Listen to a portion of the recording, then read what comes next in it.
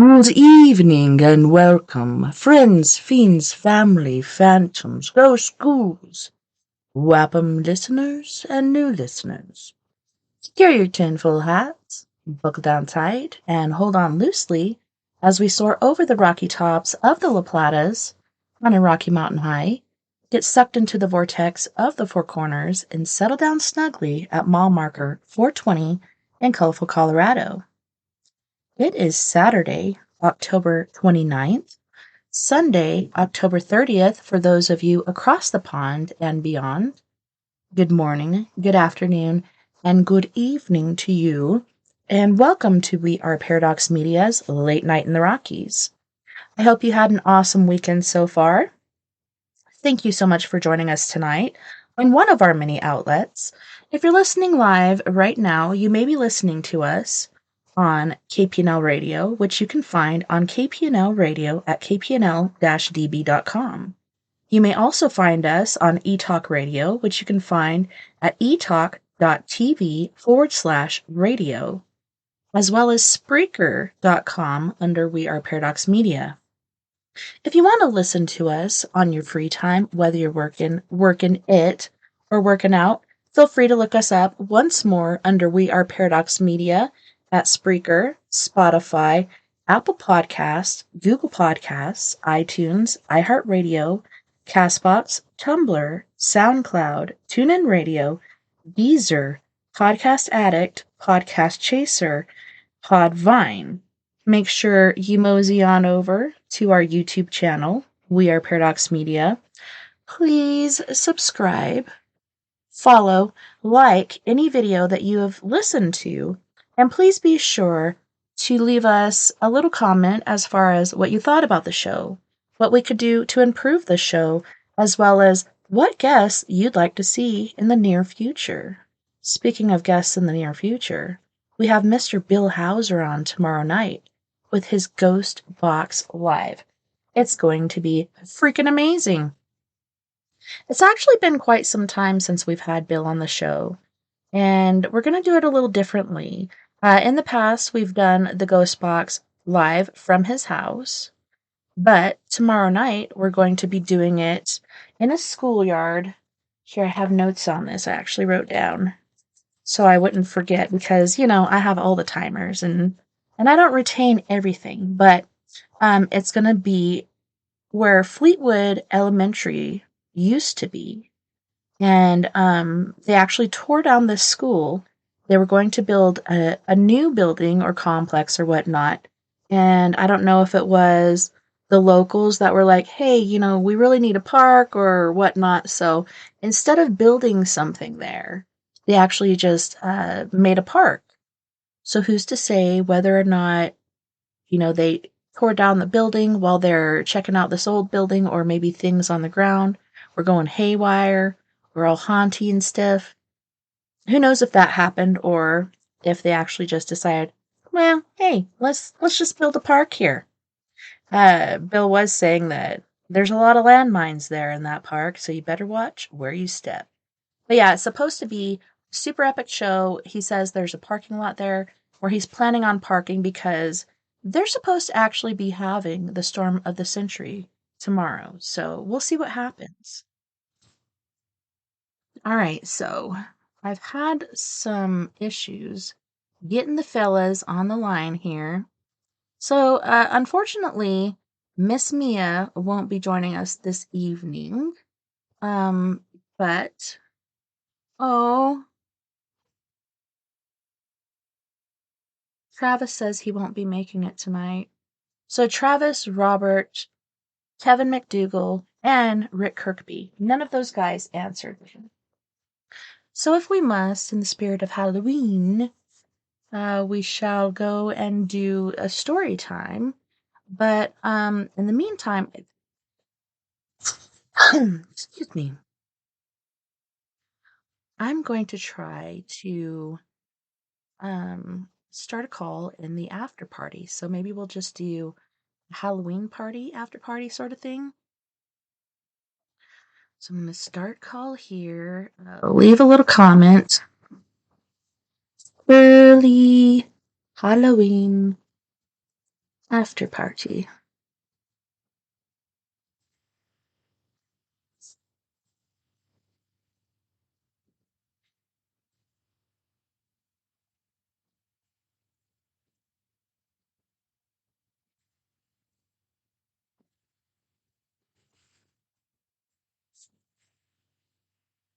All right, so I got that in motion.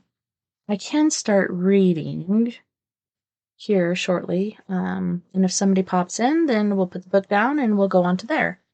But yeah, so how is your guys' Halloween weekend going so far? If you'd like to call me and let me know, feel free to. The number is 970-335-9596. That's 970-335-9596. So I think in order to do that, I'm just going to put an end to this call as well. I put a note out there to them to see how they would feel about that and doing an early after party. That's something we used to do back in the day. I'm not sure how people feel about it. It's awful quiet in the chat room today, and I'm thinking that's because people are up to their paranormal, supernatural, Halloween, extravaganza sort of things. Pretty sure everybody's doing their Halloween stuff this weekend. The kids and the hubby went next door to the church, and last year while we were doing the show, you could hear all of the joyful screams and laughter and all kinds of stuff going on over there. They always put on a really good shindig next door at the LDS church. So they had a little Halloween carnival going on this evening, and they also had um, an epic dinner. I don't know about you guys if you know about church socials and stuff, but that is generally where the best soul food, the best comfort food you could ever have is. Like everybody makes their special family dish, and yeah, it's a free for all as far as the food goes. Pretty awesome. But yeah, I missed out on that because it started at 5 and that's when I start putting the show together. But yeah, I'm sad that people aren't here, but I get it. I understand. I just wish, when I posted earlier, I would have gotten a heads up then instead of right when I'm kicking off the show. That to me is kind of frustrating. Therefore, we shall reach for the book of Frankenstein. I'm used to saying Frankenstein, but I've heard people call it Frankenstein. I don't know. Maybe it is.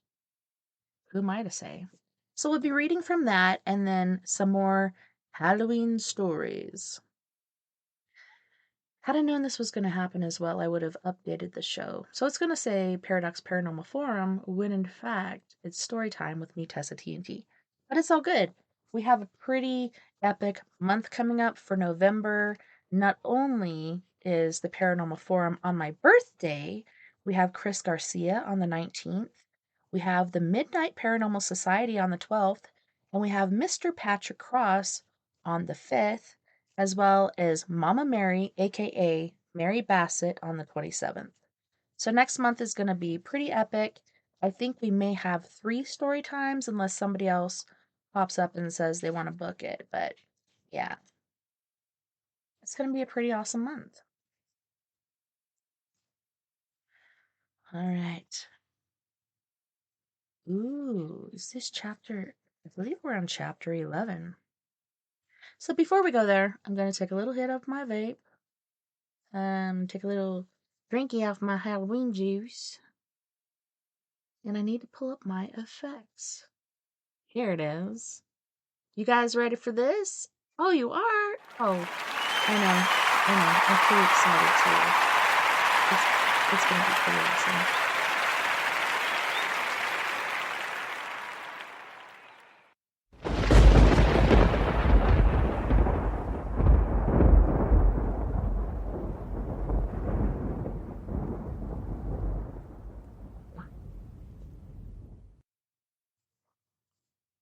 Yes, and in perfect timing, my vape has gone dry, and I believe I've burnt another coil. But that's neither here nor there. So, chapter 11. Hold on, let me do this really quick. Just gotta put some juices in here. Oh man, last weekend I burned up the coil so bad it was not even funny. Like, I actually quit vaping for a couple days because it just really hurt to do it. It was terrible. And I actually broke down last week too and bought a couple cigars, and I thought I was going to react quite harshly to them because I haven't smoked Swisher Sweets in a while. Grape is my favorite. Tropical Fusion is my second favorite. But yeah, I broke down and did that because my coil was burnt, and I did lose my vape for a little bit and found it in the most random place where I had looked before. But yeah, it was quite nice. Vaping. I don't know what you guys think about it, but I enjoy it as far as the taste, and I don't smell like smoke. That's a pretty good thing.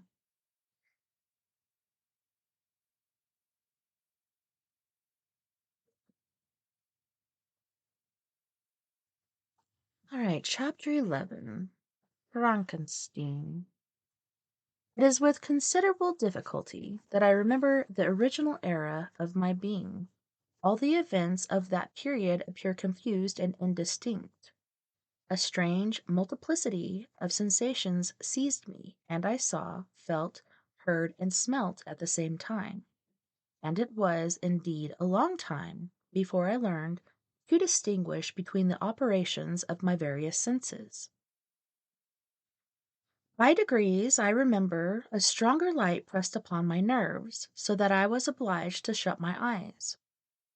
Darkness then came over me, and troubled me, but hardly had I felt this when, by opening my eyes, as I now suppose, the light poured in upon me again. I walked, and, I believe, descended, but I presently found a great alteration in my sensations. Before dark and opaque bodies had surrounded me, impervious to my toucher's sight, but I now found that I could wander on at liberty, with no obstacles which I could not either surmount or avoid. The light became more and more oppressive to me, and the heat weary. It was wearying me as I walked. I sought a place where I could receive shade. This was the forest near the Ingolstadt, and here I lay by the side of a brook, resting from my fatigue until I felt tormented by hunger and thirst. This roused me from my nearly dormant state, and I ate some berries which I found hanging on the tree or lying on the ground. I slaked my thirst at the brook, and then lying down was overcome by sleep. It was dark when I awoke. I felt cold also, and half frightened, as it were, instinctively, finding myself so desolate. Before I had quieted your apartment, on a sensation of cold, I had covered myself with some clothes, but these were insufficient to secure me from the dews of night. I was a poor, helpless, miserable wretch. I knew and could distinguish nothing, but felt pain invade me on all sides. I sat down and wept. Soon a gentle light stole over the heavens, and gave me a sensation of pleasure. I started up and beheld a radiant form rise from among the trees. I gazed with a kind of wonder. It moved slowly, but it enlightened my path, and I again went out in search of berries. I was still cold when under one of the trees I found a huge cloak, with which I covered myself and sat down upon the ground. No distinct ideas occupied my mind. All was confused. I felt light, and hunger, and thirst, and darkness. Innumerable sounds rang in my ears, and on all sides various scents saluted me. The only object that I could distinguish was the bright moon, and I fixed my eyes on that with pleasure. Several changes of day and night passed, and the orb of night had greatly lessened, when I began to distinguish my sensations from each other. I gradually saw plainly the clear stream that supplied me with drink and the trees that shaded me with their foliage. I was delighted when I first discovered that a pleasant sound which often saluted my ears proceeded from the throats of the little winged animals who had often intercepted the light from my eyes.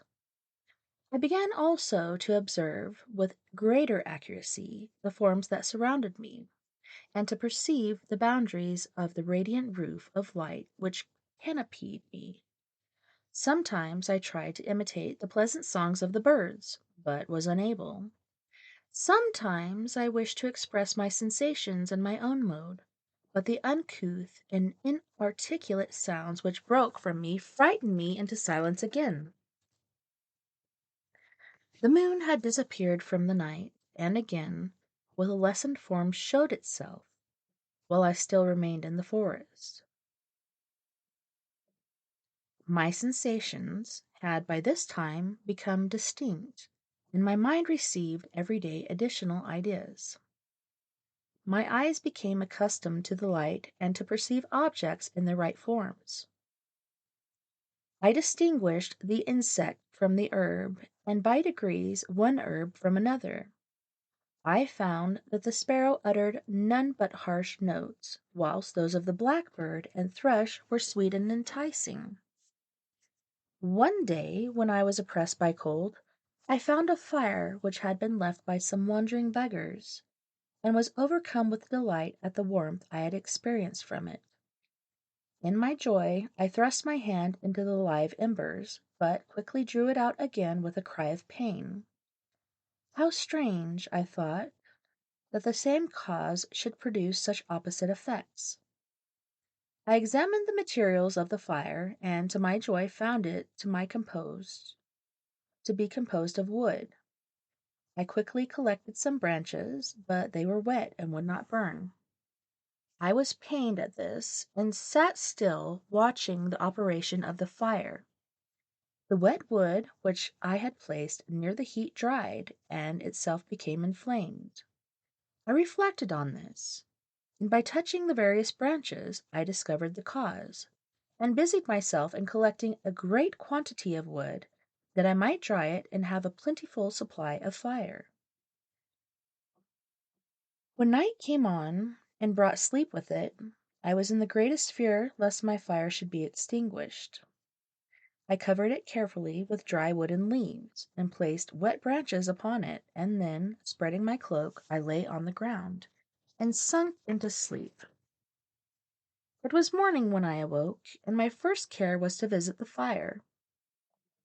I uncovered it, and a gentle breeze quickly fanned it into a flame. I observed this also, and contrived a fan of branches, which roused the embers when they were nearly extinguished. When night came again, I found, with pleasure, that the fire gave light as well as heat, and that the discovery of this element was useful to me in my food, for I found some of the offals that the travellers had left that had been roasted, and tasted much more savory than the berries I gathered from the trees. I tried, therefore, to dress my food in the same manner, placing it on the live embers. I found that the berries were spoiled by this operation, and the nuts and roots much improved. Food, however, became scarce, and I often spent the whole day searching in vain for a few acorns to assuage the pangs of hunger. When I found this, I resolved to quiet the place that I had hitherto inhabited, to seek for one where the few wants I experienced would be more easily satisfied. On this emigration, I exceedingly lamented the loss of the fire which I had obtained through accident, and knew not how to reproduce it. I gave several hours to the serious consideration of this difficulty, but I was obliged to relinquish all attempts to supply it, and, wrapping myself up in my cloak, I struck across the wood towards the setting sun. I passed 3 days in these rambles, and at length discovered the open country. A great fall of snow had taken place the night before, and the fields were of one uniform white. The appearance was disconsolate, and I found my feet chilled by the cold damp outside that covered the ground. It was about 7 in the morning, and I longed to obtain food and shelter. At length I perceived a small hut on the rising ground, which had doubtless been built for the convenience of some shepherd.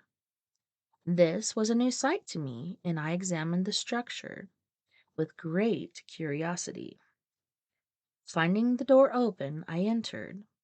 An old man sat in it, near a fire, over which he was preparing his breakfast. He turned on hearing a noise, and perceiving me, shrieked loudly, and quitting the hut, ran on across the fields with a speed of which his debilitated form hardly appeared capable. His appearance, different from any I have ever seen before, and his flight somewhat surprised me, but I was enchanted by the appearance of the hut. Here the snow and rain could not penetrate. The ground was dry, and it presented me then with the snow and rain,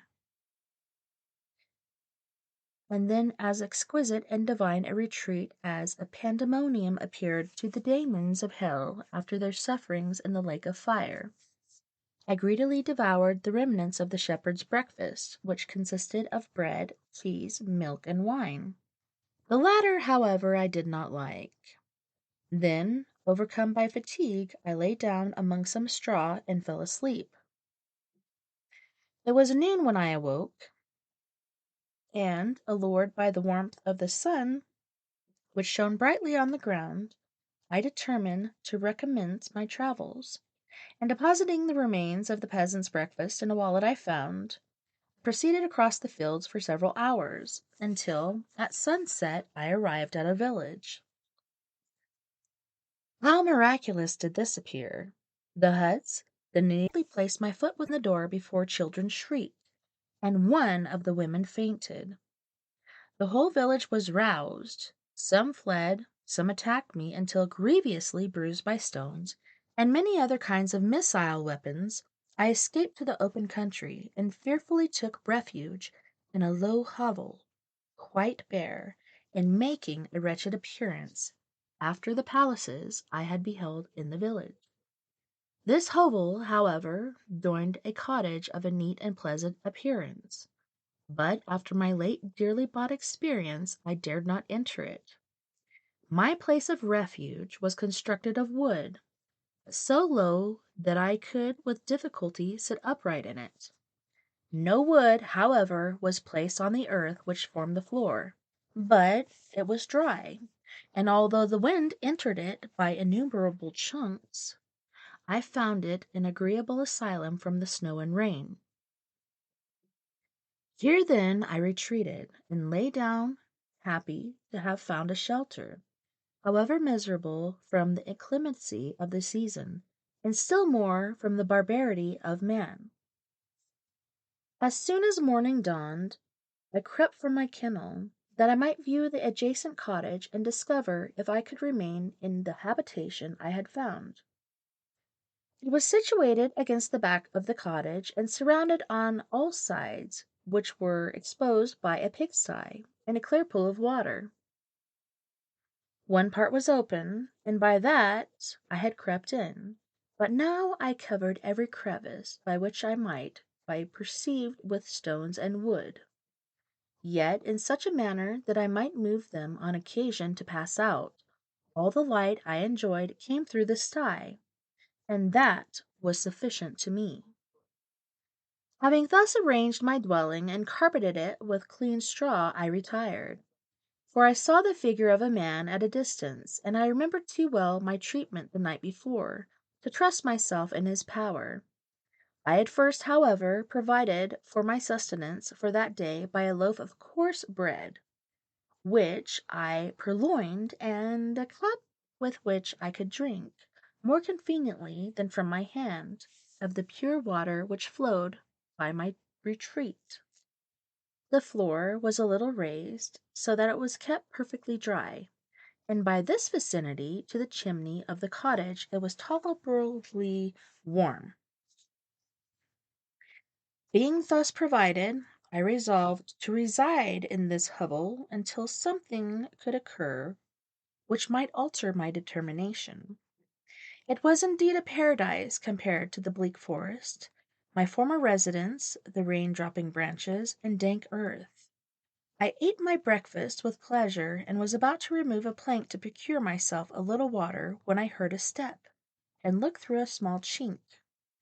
I beheld a young creature, with a pail on her head, passing before my hovel.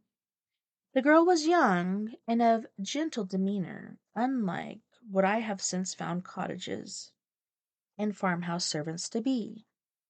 Yet she was meanly dressed, a coarse blue petticoat and a linen jacket being her only garb. Her fair hair was plaited, but not adorned. She looked patient, yet sad.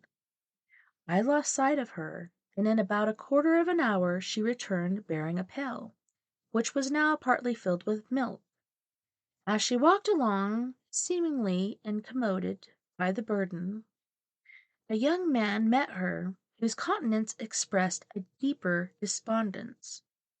Uttering a few sounds with an air of melancholy, he took the pail from her head and bore it to the cottage himself. She followed, and they disappeared. Presently I saw the young man again, with some tools in his hand, cross the field behind the cottage, and the girl was also busied, sometimes in the house and sometimes in the yard. On examining my dwelling, I found that one of the windows of the cottage had formerly occupied a part of it, but the panes had been filled up with wood. In one of these was a small and almost imperceptible chink, through which the eye could just penetrate. Through this crevice a small room was visible, whitewashed and clean, but very bare of furniture. In one corner, near a small fire, sat an old man, leaning his hand on his head in a disconsolate attitude. The young girl was occupied in arranging the cottage, but presently she took something out of a drawer, which employed her hands, and she sat down beside the old man, who, taking up an instrument, began to play, and to produce sounds sweeter than the voice of the thrush or the nightingale. It was a lovely sight, even to me, poor wretch, who had never beheld aught beautiful before. The silver hair and benevolent countenance of the aged cottager won my reverence, while the gentle manners of the girl enticed my love. He played a sweet, mournful air, which I perceived drew tears from the eyes of his amiable companion, of which the old man took no notice, until she sobbed audibly. He then pronounced a few sounds, and the fair creature, leaving her work, knelt at his feet. He raised her, and smiled with such kindness and affection that I felt sensations of a peculiar and overpowering nature. They were a mixture of pain and pleasure, such as I had never before experienced, either from hunger or cold, warmth or food, and I withdrew from the window, unable to bear these emotions. Soon after this, the young man returned, bearing on his shoulders a load of wood. The girl met him at the door, helped to relieve him of his burden, and taking some of the fuel into the cottage, placed it on the fire. Then she and the youth went apart into a nook of the cottage, and he showed her a large loaf and a piece of cheese. She seemed pleased, and went into the garden for some roots and plants, which she placed in water and then upon the fire. She afterwards continued her work, whilst the young man went into the garden and appeared busily employed in digging and pulling up roots. After he had been employed thus about an hour, the young woman joined him, and they entered the cottage together. The old man had, in the meantime, been pensive, but on the appearance of his companions he assumed a more cheerful air, and they sat down to eat. The meal was quickly dispatched. The young woman was again occupied in arranging the cottage. The old man walked before the cottage in the sun for a few minutes, leaning on the arm of the youth.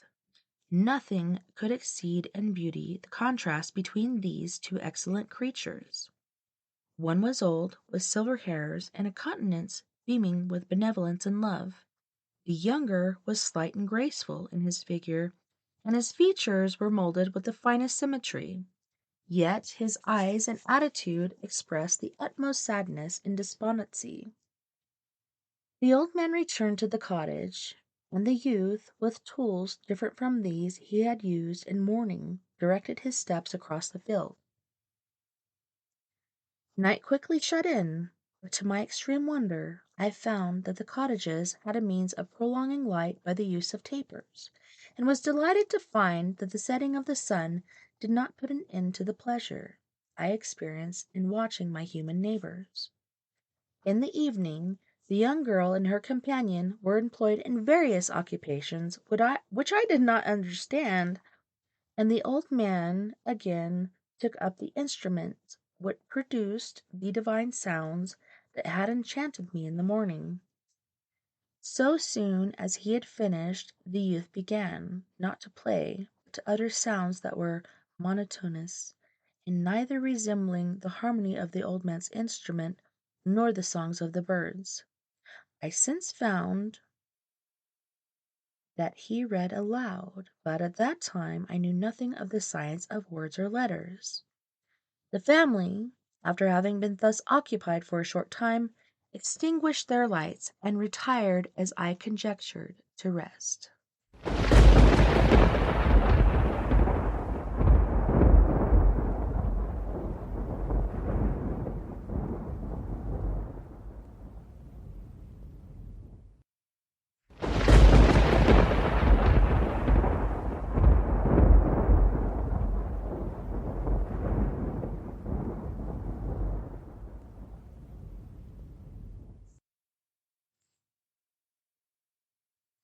Chapter 12.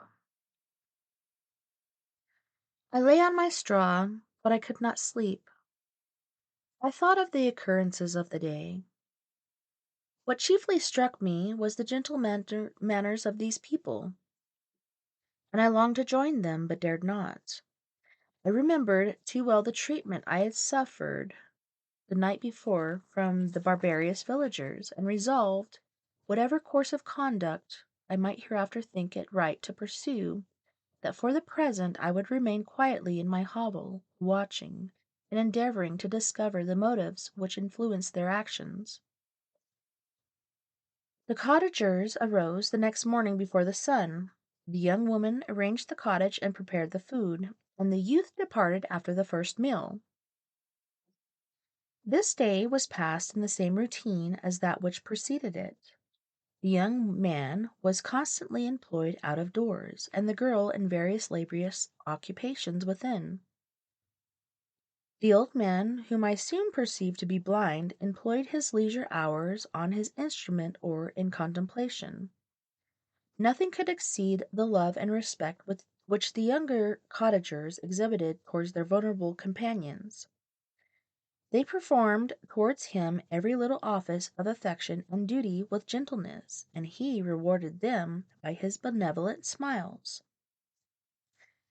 They were not entirely happy. The young man and his companion often went apart, and appeared to weep. I saw no cause for their unhappiness, but I was deeply affected by it. If such lovely creatures were miserable, it was less strange than I, an imperfect and solitary being, should be wretched.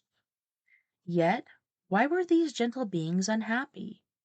They possessed a delightful house, for such it was in my eyes, and every luxury. They had a fire to warm when chilled, delicious viands when hungry. They were dressed in excellent clothes, and still more, they enjoyed one another's company and speech, interchanging each day looks of affection and kindness. What did their tears imply? Did they really express pain? I was at first unable to solve these questions, but perpetual attention and time explained to me many appearances, which were at first enigmatic. Oh my goodness. A considerable period elapsed before I discovered one of the causes of my uneasiness of this amiable family. It was poverty, and they suffered that evil in a very distressing degree. Their nourishment consisted entirely of the vegetables of their garden and the milk of one cow, which gave very little during the winter. When its masters could scarcely produce food to support it, they often, I believe, suffered the pangs of hunger very poignantly, especially the two younger cottagers, for several times they placed food before the old man when they reserved none for themselves. This trait of kindness moved me sensibly. I had been accustomed, during the night, to steal a part of their store for my own consumption, but when I found that in doing this I inflicted pain on the cottagers, I abstained, and satisfied myself with berries, nuts, and roots which I gathered from a neighboring wood. I discovered also another means through which I was enabled to assist their labors.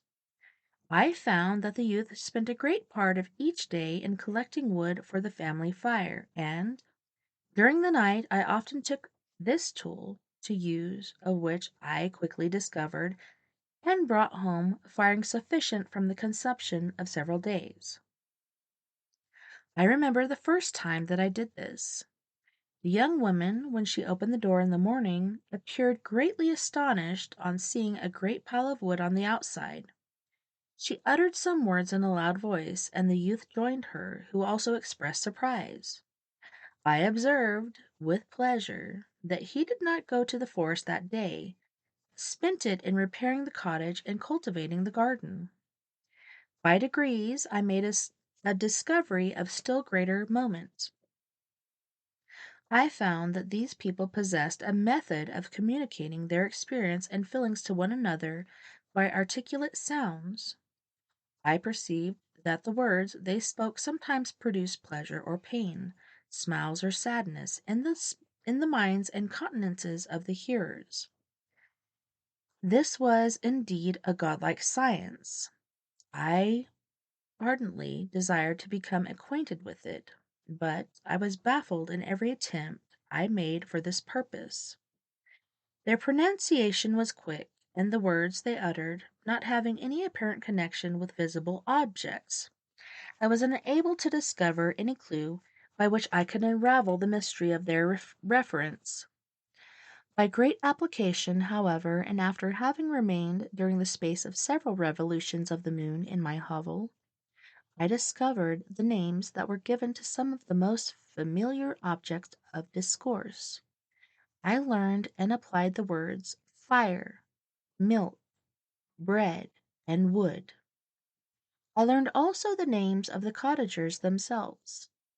The youth and his companion had each of them several names, but the old man had only one, which was father. The girl was called sister or Agatha, and the youth Felix, brother or son.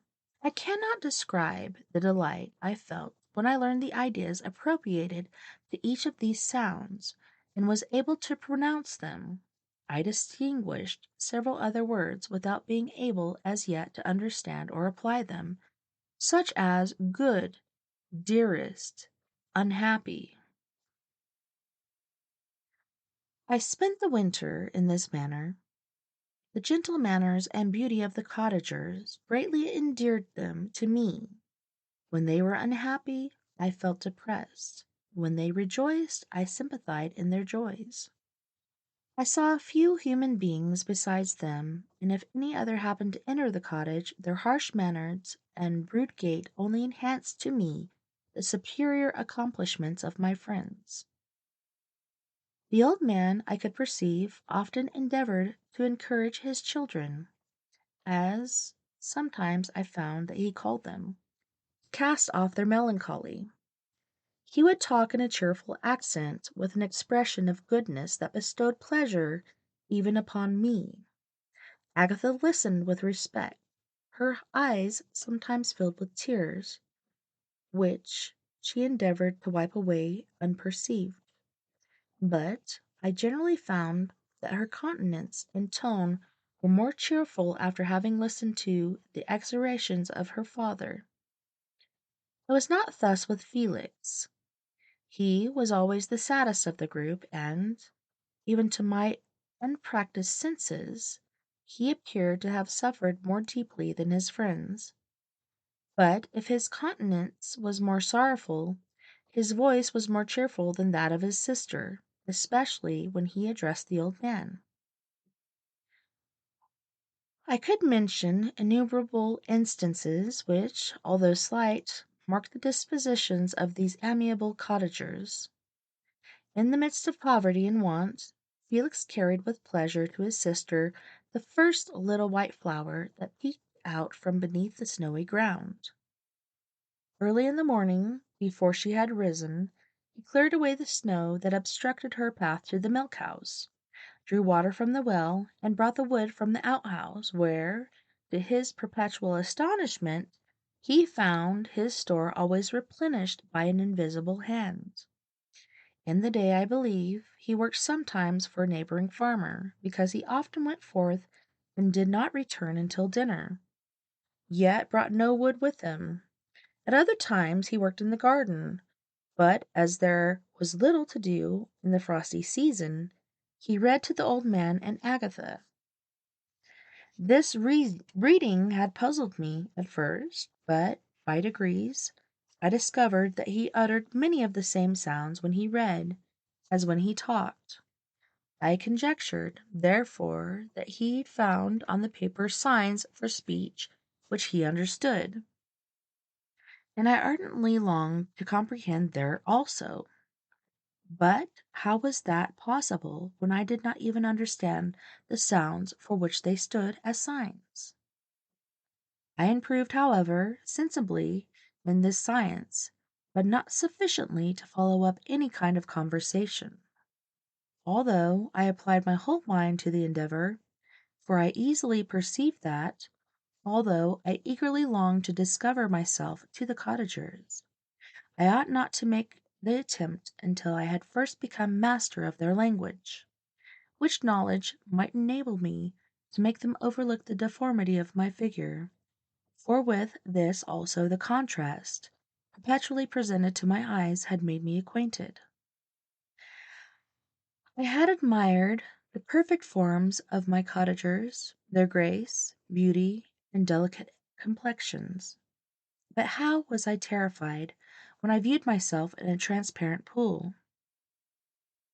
At first I started back, unable to believe that I was indeed I who was reflected in the mirror, and when I became fully convinced that I was in reality the monster that I am, I was filled with the bitterest sensations of despondence and mortification. Alas! I did not yet entirely know the fatal effects of this miserable deformity.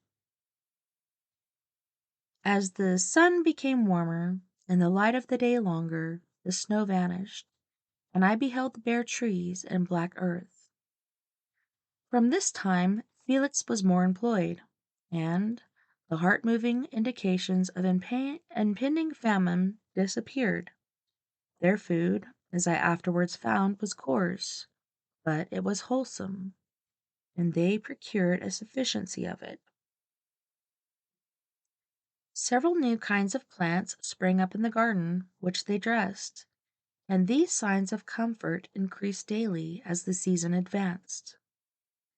The old man, leaning on his son, walked each day at noon, when it did not rain, as I found it was called when the heavens poured forth its water.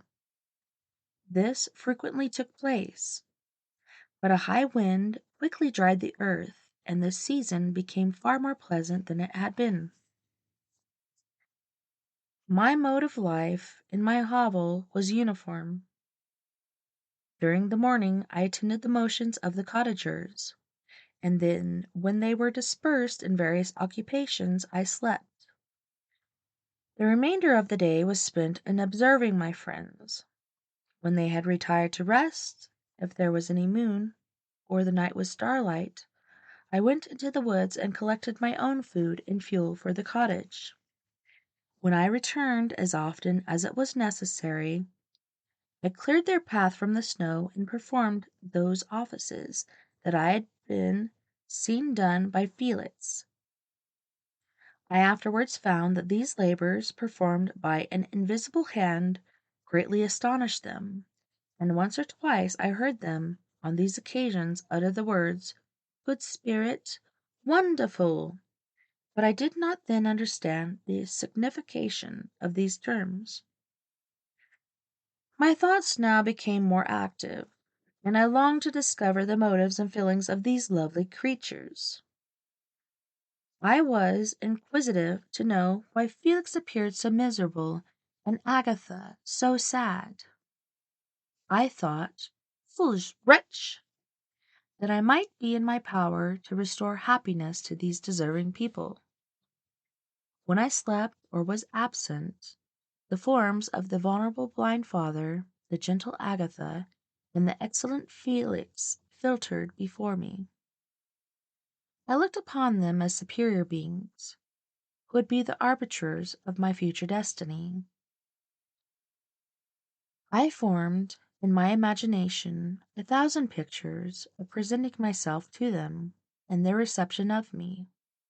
I imagined that they would be distinguished, disgusted, until, by my gentle demeanor and conciliating words, I should first win their favor, and afterwards their love. These thoughts exhilarated me and led me to apply with fresh ardor to the acquiring the art of language. My organs were indeed harsh, but supple, and although my voice was very unlike the soft music of their tones, yet I pronounced such words as I understood with tolerable ease. It was as the ass and the lapdog, yet surely the gentle ass, whose intentions were affectionate, although his manners were rude, deserved better treatment than blows and exhortation. The pleasant showers and genial warmth of spring greatly altered the aspect of the earth.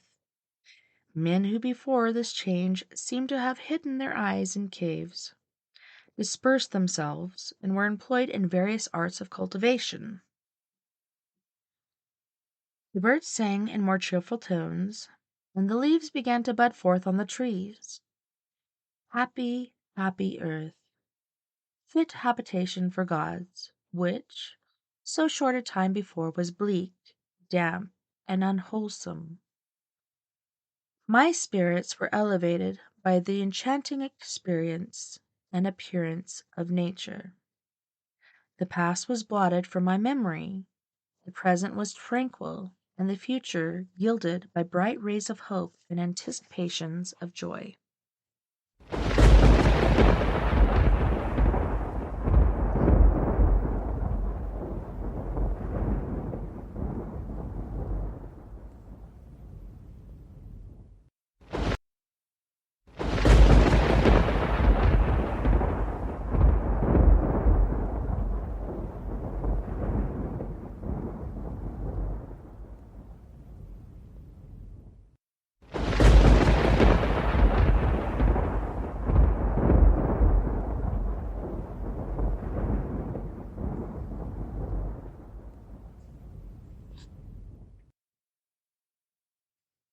Chapter 13.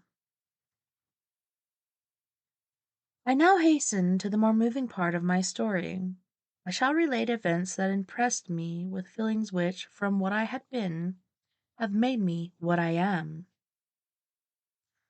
Spring advanced rapidly, the weather became fine, and the skies cloudless. It surprised me that what before was desert and gloomy should now bloom with the most beautiful flowers and verdure. My senses were gratified and refreshed by 1,000 scents of delight and 1,000 sights of beauty. It was on one of these days, when the cottagers periodically rested from labor, the old man played on his guitar, and the children listened to him, that I observed the countenance of Felix was melancholy beyond expression. He sighed frequently, and once his father paused in his music, and I conjectured by his manner that he inquired the cause of his son's sorrow. Felix replied in a cheerful accent, and the old man was recommencing his music, when someone tapped at the door. It was a lady on horseback, accompanied by a countryman as a guide. The lady was dressed in a dark suit, and conveyed with a thick black veil. Agatha asked a question, to which the stranger only replied by pronouncing, in a sweet accent, the name of Felix. Her voice was musical, but unlike that of either of my friends. On hearing this word, Felix came up hastily to the lady, who, when she saw him, threw up her veil and beheld a countenance of angelic beauty and expression. Her hair of a shining raven black, and curiously braided. Her eyes were dark, but gentle, although animated. Her features of a regular proportion, and her complexion wondrously fair, each cheek tinged with a lovely pink. Felix seemed ravished with delight when he saw her. Even trait of sorrow vanished from his face, and it instantly expressed a degree of ecstasy joy, of which I could hardly have believed it capable. His eyes sparkled, as his cheeks flushed with pleasure, and at that moment I thought him as beautiful as the stranger. She appeared affected by different feelings. Wiping a few tears from her lovely eyes, she held out her hand to Felix, who kissed it rapturously, and called her, as well I could distinguish, his sweet Arabian. She did not appear to understand him, but smiled. He assisted her to dismount, and dismissing her guide, conducted her into the cottage. Some conversations took place between him and his father, and the young stranger knelt at the old man's feet, and would have kissed his hand, but he raised her and embraced her affectionately. I soon perceived that although the stranger uttered articulate sounds and appeared to have a language of her own, she was neither understood by nor herself understood the cottagers. They made many signs which I did not comprehend, but I saw that her presence diffused gladness through the cottage, dispelling their sorrow as the sun dissipates the morning mists. Felix seemed peculiarly happy, and, with smiles of delight, welcomed his Arabian. Agatha, the ever gentle Agatha, kissed the hands of the lovely stranger, and pointed to her brother, made signs which appeared to me to mean that he had been sorrowful until she came. Some hours passed thus, while they, by their countenances, expressed joy, the cause of which I did not comprehend. Presently I found, by the frequent recurrence of some sound which the stranger repeated after them, that she was endeavoring to learn their language, and the idea instantly occurred to me that I should make use of their language, and I should also make use of the same instructions to the same end. The stranger learned about 20 words at the first lesson. Most of them, indeed, were those which I had before understood, but I profited by the others. As night came on, Agatha and the Arabian retired early. When they separated, Felix kissed the hand of the stranger and said, "Good night, sweet Safie." He sat up much longer, conversing with his father, and by the frequent repetition of her name I conjectured that their lovely jest was the subject of their conversation.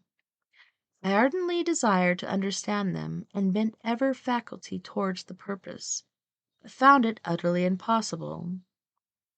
The next morning Felix went out to his work, and, after the usual occupations of Agatha were finished, the Arabian sat at the feet of the old man, and taking his guitar, played some airs so entrancingly beautiful that they at once drew tears of sorrow and delight from my eyes. She sang, and her voice flowed in a rich cadence, swelling or dying away like a nightingale of the woods. When she had finished, she gave the guitar to Agatha, who at first declined it. She played a simple air, and her voice accompanied it in a sweet accent, but unlike the wondrous strain of the stranger. The old man appeared enraptured, and said some words, which Agatha endeavored to explain to Safie, and by which he appeared to wish to express that she bestowed on him the greatest delight by her music. The days now passed as peaceably as before, with the sole alteration that joy had taken place of sadness in the countenances of my friends. Safie was always gay and happy. She and I improved rapidly in the knowledge of language, so that in 2 months I began to comprehend most of the words uttered by my protectors. In the meanwhile, also, the black ground was covered with herbage, and the green banks interspersed with innumerable flowers, sweet to the scent and eyes, stars of pale radiance among the moonlight woods. The sun became warmer, the nights clear and balmy, and my nocturnal rambles were an extreme pleasure to me, although they were considerably shortened by the late setting and early rising of the sun, for I never ventured abroad during daylight, fearful of meeting with the same treatment I had formerly endured in the first village which I entered. My days were spent in close attention, that I might more speedily master the language, and I may boast that I improved more rapidly than the Arabian, who understood very little and conversed in broken accents, whilst I comprehended and could imitate almost every word that was spoken. While I improved my speech, I also learned the science of letters as it was taught to the stranger, and was opened before me a wide field of wonder and delight. The book from which Felix instructed Safie was Volney's Ruins of Empires. I should not have understood the purport of this book had not Felix, in reading it, given very minute explanations. He had chosen this work, he said, because the declamatory style was framed in imitation of the Eastern authors. Through this work I obtained a cursory knowledge of history and a view of the several empires at present existing in the world. It gave me an insight into the manners, governments, and religions of the different nations of the earth. I heard of the slothful Asiatics, of the stupendous genius and mental activity of the Garcians, of the wars and wonderful virtue of the early Romans, of their subsequent degeneration, of the decline of that mighty empire of chivalry, Christianity, and kings. I heard of the discovery of the American hemisphere, and wept with Safie over the helpless fate of its original inhabitants. These wonderful narrations inspired me with strange feelings. Was man indeed at once so powerful, so virtuous, and magnificent, yet so vicious and base? Who appeared at one time a mere scion of the evil principle, and at another as all that can be conceived as noble and godlike? To be a great and virtuous man appeared the highest honor that can befall a sensitive being. To be base and vicious, as many on record have been, appeared the lowest degradation, a condition more adjacent than that of the blind mole or harmless worm. For a long time I could not conceive how one man could go forth to murder his fellow, or even why there were laws and governments. But when I heard details of vice and bloodshed, my wonders ceased, and I turned away with disgust and loathing. Every conversation of the cottagers now opened new wonders to me. While I listened to the instructions which Felix bestowed upon the Arabian, the strange system of human society was explained to me. I heard of the division of property, of immense wealth and squalid poverty, of rank, descent, and noble blood. The words induced me to turn towards myself. I learned that the possessions most esteemed by your fellow creatures were high and unsullied descent united with riches. A man might be respected with only one of these advantages, but without either he was considered, except in very rare instances, as a vagabond and a slave, doomed to waste his powers for the profits of the chosen few. And what was I? Of my creation and creator I was absolutely ignorant, but I knew that I possessed no money, no friends, no kind of property. I was, besides, endued with a figure of hideously deformed and loathsome. I was not even the same nature as man. I was more agile than they, and I could subside upon coarser diet. I bore the extremes of heat and cold with less injury to my frame, my stature far exceeding theirs. When I looked around, I saw and heard of none like me. Was I, then, a monster? A blot upon the earth, from which all men fled and whom all disowned? I cannot describe to you the agony that these reflections inflicted upon me. I tried to dispel them, but sorrow only increased with knowledge. Oh, that I had forever remained in my native wood, nor known nor felt beyond the sensations of hunger, thirst, and here! Of what a strange nature is knowledge! It clings to the mind, when it has once seized on it, like a lichen on the rock. I wish sometimes to shake off all thought and feeling, but I learned that there was but one means to overcome the sensation of pain, and that was death, a state which I feared yet did not understand. I admired virtue and good feelings, and loved the gentle manners and amiable qualities of my cottagers, but I was shut out from intercourse with them, except through means which I obtained by stealth, when I was unseen and unknown, and which rather increased than satisfied the desire I had of becoming one among my fellows. The gentle words of Agatha and the animated smiles of the charming Arabian were not for me. The mild exhortations of the old man and the lively conversations of the loved Felix were not for me. Miserable, unhappy wretch! Other lessons were impressed upon me even more deeply.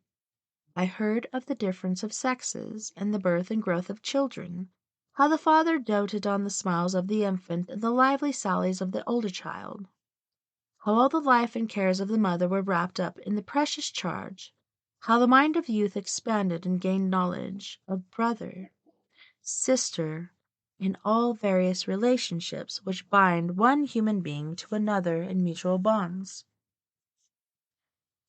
But where were my friends and relations? No father had watched my infant days, no mother had blessed me with smiles and caresses, or if they had, all my past life was now a blot, a blind vacancy in which I distinguished nothing. From my earliest remembrance, I had been as I then was in height and proportion. I had never yet seen a being resembling me, or who claimed any intercourse with me. What was I? The question again recurred, to be answered only with groans.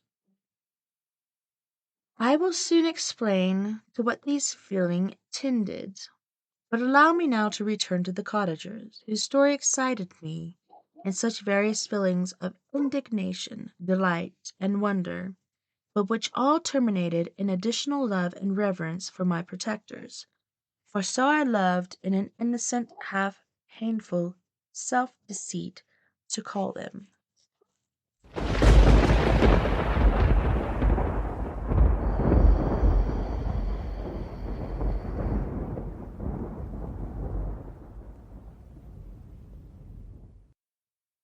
On that note, boys and girls, we are going to go to our first music break. On this break, we are going to go to the lovely Isles of Jamaica, or perhaps we shall go to the lovely coast of Africa. On this break, we have King Cinnamon from Biafra, Nigeria, with Ale Imo Adarella. We also have Mr. Hosni Bronx from originally Jamaica, But then he also takes refuge in the Bronx of New York with Dance as a Lion, and then back to King Cinnamon with Fantastique. You guys don't go anywhere. We'll be right back after this musical break.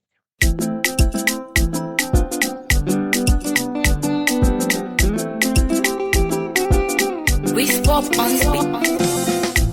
Kanyi kele Chineke makwa na limo mbunde njemono. Kanyi kele onye wuwa imakwa na limo mbunde njemono.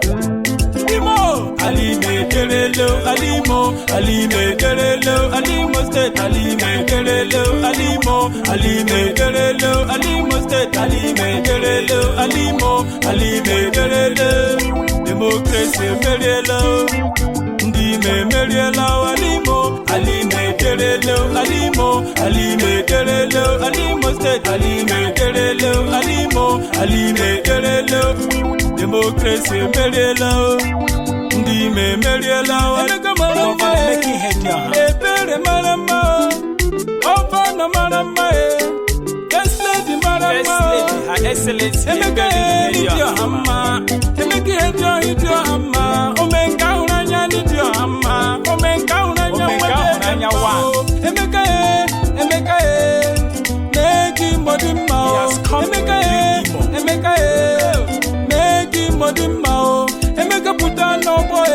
Oh yeah, wa wulienu, emeka puta no boy. O koma dima, we mewe mposo. Emeka neki modima, emeka neki modima. Ndem jejemba, mwan jejemba. Ndem jemano, deputy governor must get chilike.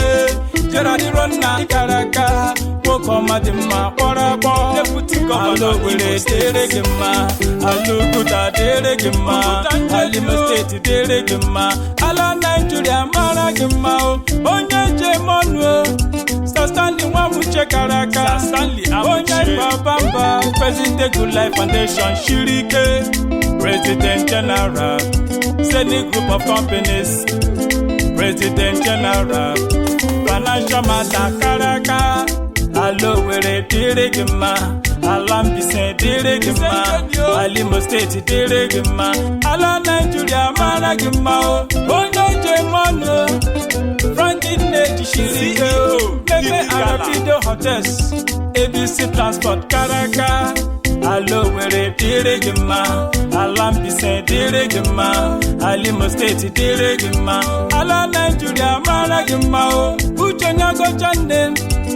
Uchonyago Chande, Honorable Wokoma Dima, Onye Horo Nyakeleni Yao, Mawugi, Ginando Tugio, Mawunule, Njigari Chinala, Imo State, Mawugi, Ginando Tugio, Mawunule, Minigari Zonala, Imo State, Alo Were Deregima, Alo Were Deregima, Alimo State Deregima, Ala Nigeria Maragima, the German, Orange Drugs Limited, Jisa Anthony Ifani Chubundu Business and Ishirike, Ikenga Dichele, pride of his people, most outstanding one, Okoma Marama, Iborabo, Alo Were Deregima, Alijato Deregima, Alimo State Deregima, Ala Nigeria Maragima, Honorable Jowagu Shirike, Honorable Bina Shirike, Jere Labosa Shirike, Kochukwo Kereke Shirike, Okahu Be Shirike, Injina Benin Shirike, Onyamana Construction, Wokoma Dima Ikaraka, Onya Shiwole Heborani, Detebu Imarama, Wokoma Jemba, Wokoma Dima Ikaraka, Wiz Popule, Ibo Felamo, Onyamana Pito, Akana Kompa, Ikaraka, Eziwa Mama, Mr. Ludwiriwa, Wokome Jemba, CEO Lisa Ventures, Ikaraka, Democracy Merelo, Ndime Merelo.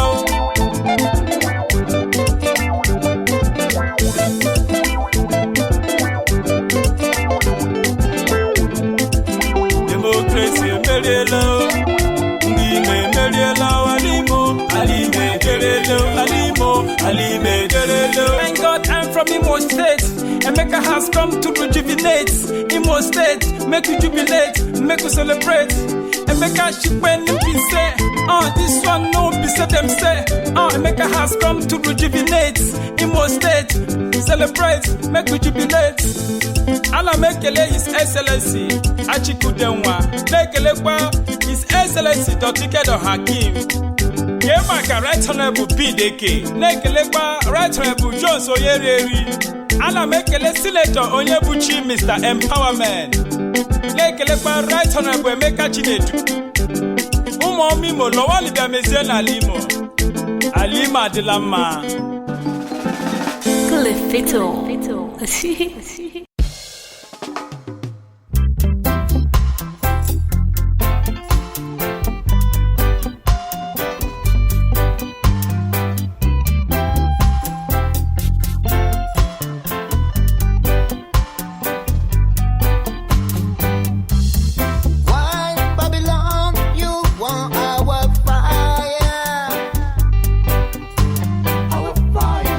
Why Babylon, you want our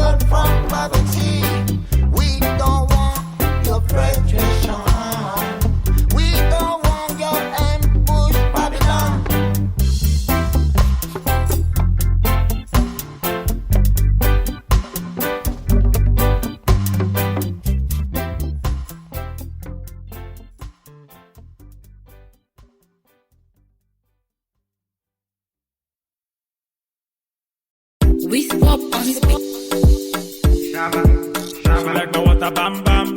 King Cinnamon. Oh shit, baddest.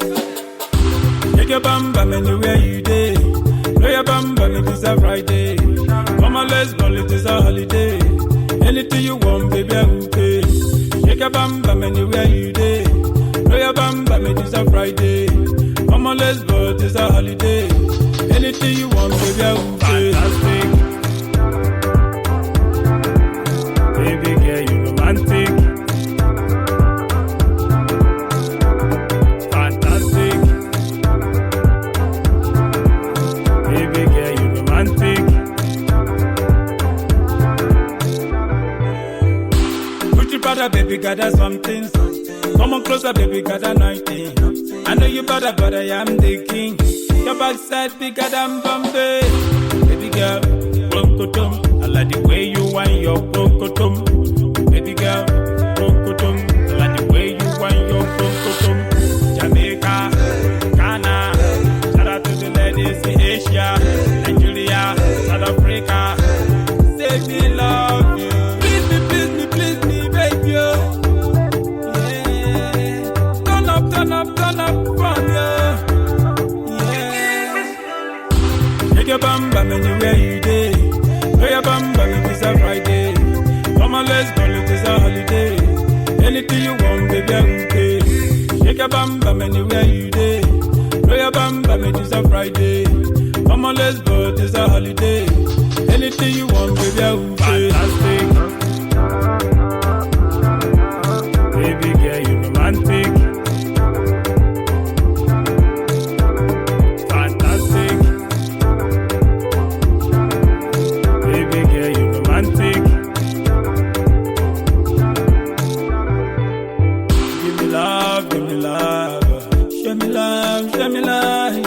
Give me love. Me want you, me love you. Give me love. Oh, give me love. Hey, please me, baby. Oh. Yeah, turn up from you. Yeah, take your bam bam anywhere you day. Throw your bam bam, it is a Friday. Come on, let's ball, it is a holiday. Anything you want, baby, I will pay. Shake your bam bam anywhere you day. Throw your bam bam, it is a Friday. Come on, let's ball, it is a holiday. Anything you want, baby, I will pay. Fantastic. Baby girl, you romantic. Fantastic. Baby girl, you romantic.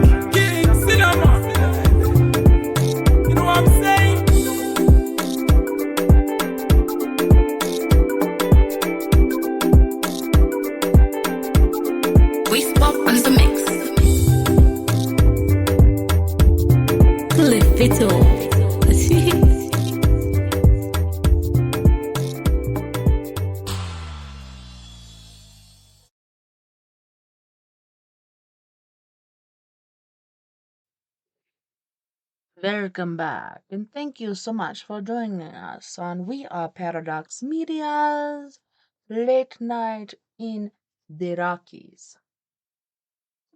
Well, we had a forum, but everybody jumped ship. So, here we are, alas. Story time with me, TessaTNT. So, we're going to do this next hour Frankenstein or Frankenstein, however you pronounce it, in your own dialect, and then we shall move on to Reddit's Halloween stories unless somebody is willing to join us this evening for some Halloween fun during the last hour.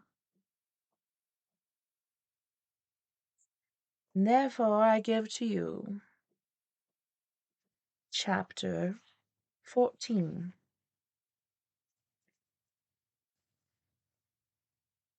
Some time elapsed before I learned the history of my friends. It was one which I could not fail to impress itself deeply on my mind, unfolding as it did a number of circumstances, each interesting and wonderful to one so utterly inexperienced as I was.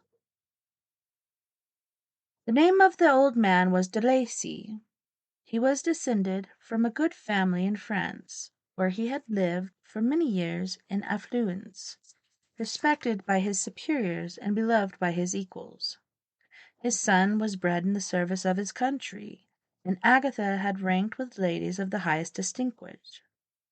A few months before my arrival they had lived in a large and luxurious city called Paris, surrounded by discovered hold on surrounded by friends and possessed of every enjoyment which virtue, refinement of intellect, or taste, accompanied by a moderate fortune, could afford. The father of Safie had been the cause of their ruin. He was a Turkish merchant, and had inhabited Paris for many years, when, for some reason which I could not learn, he became obnoxious to the government. He was seized and cast into prison the very day that Safie arrived from Constantinople to join him. He was tried and condemned to death. The injustice of his sentences was very flagrant. All Paris was indignant, and it was judged that his religion and wealth, rather than the crime alleged against him, had been the cause of his condemnation. Felix had accidentally been present at the trial. His horror and indignation were uncontrollable when he heard the decision of the court. He made at that moment a solemn vow to deliver him, and then looked around for the means. After many fruitless attempts to gain admittance to the prison, he found a strongly gated window in an unguarded part of the building, which lighted the dungeon of the unfortunate Mahometan, who, loaded with chains, waited in despair the execution, the barbaric sentence. Felix visited the grate at night and made known to the prisoners his intentions in his favor. The Turk, amazed and delighted, endeavored to kindle the zeal of his deliverer, who promised of reward and wealth. Felix rejected his offers with contempt, yet when he saw the lovely Safie, who was allowed to visit her father, and who, by her gestures, expressed her lively gratitude, the youth could not help owning to his own mind that the captive possessed a treasure which would fully reward his toil and hazard. The Turk quickly perceived the impression that his daughter had made on the heart of Felix, and endeavored to secure him more entirely to his interests by the promise of her hand in marriage. So soon as he should be conveyed to a place of safety, Felix was too delicate to accept his offer. Yet he looked forward to the probability of the event as to the consummation of his happiness. During the ensuing days, while the preparations were going forward for the escape of the merchant, the zeal of Felix was warmed by several letters that were received from this lovely girl, who found means to express her thoughts in the language of her love by the aid of an old man, a servant of her father, who was understood in French. She thanked him in the most ardent terms of his intended services toward her parent, and at the same time she gently deplored her own fate. I have copies of these letters, for I found means, during my residence in my hovel, to procure the implements of writing, and the letters were often in hands of Felix or Agatha.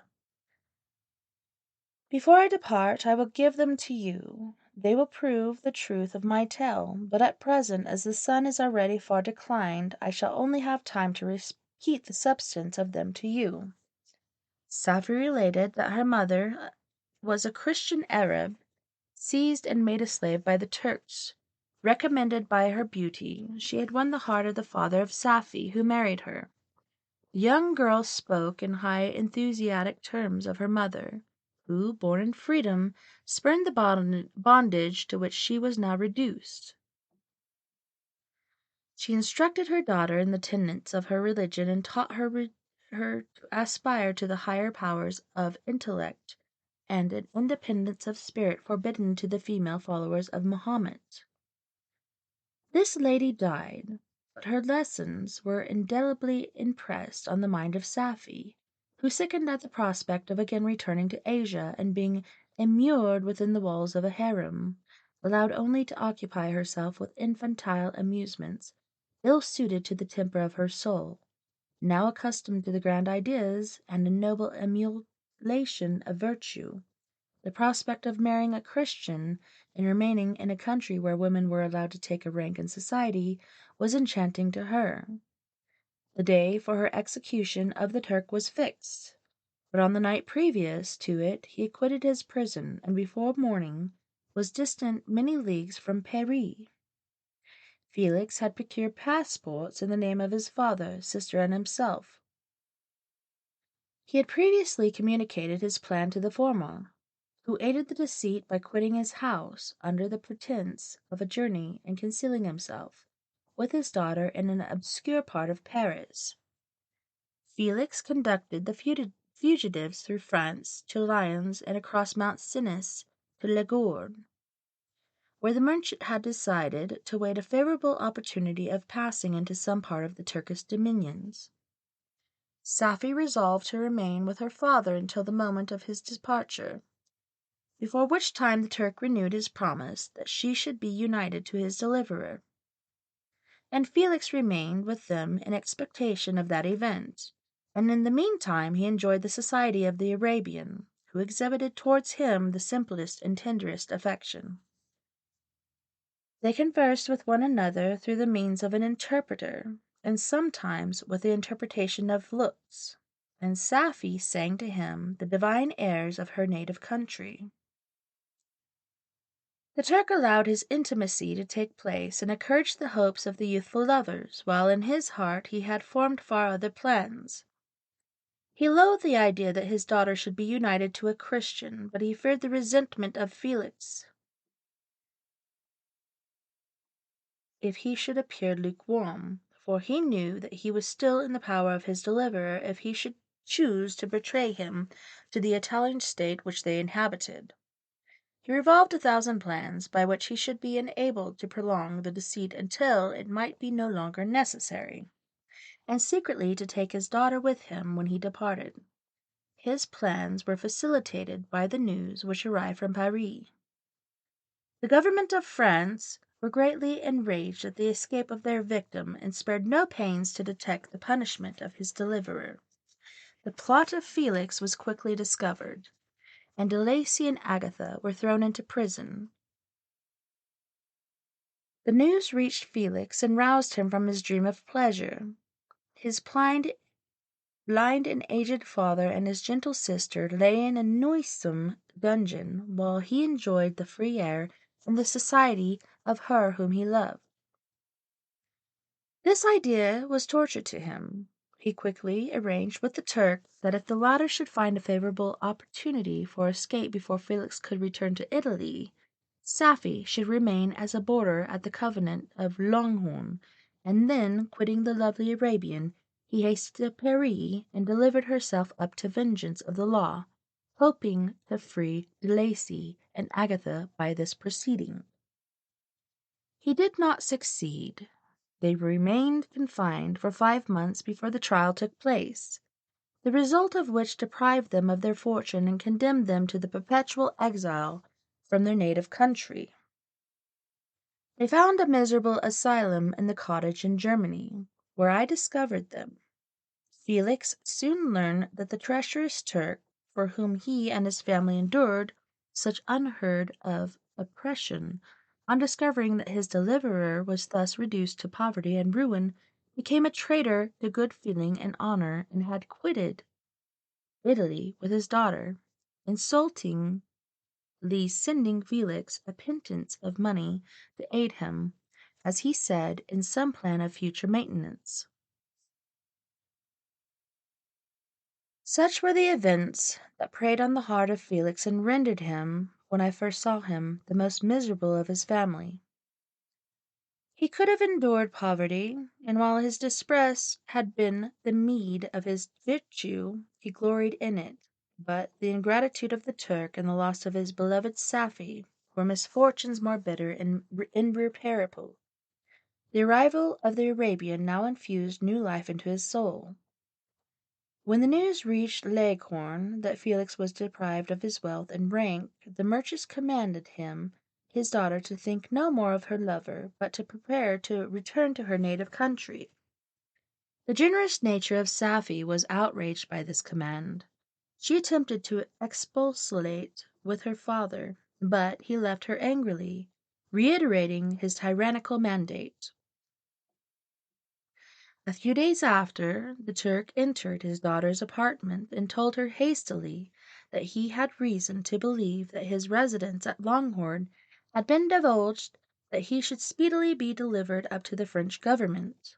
He had, consequently, hired a vessel to convey him as Constantinople, for which city he should sail in a few hours.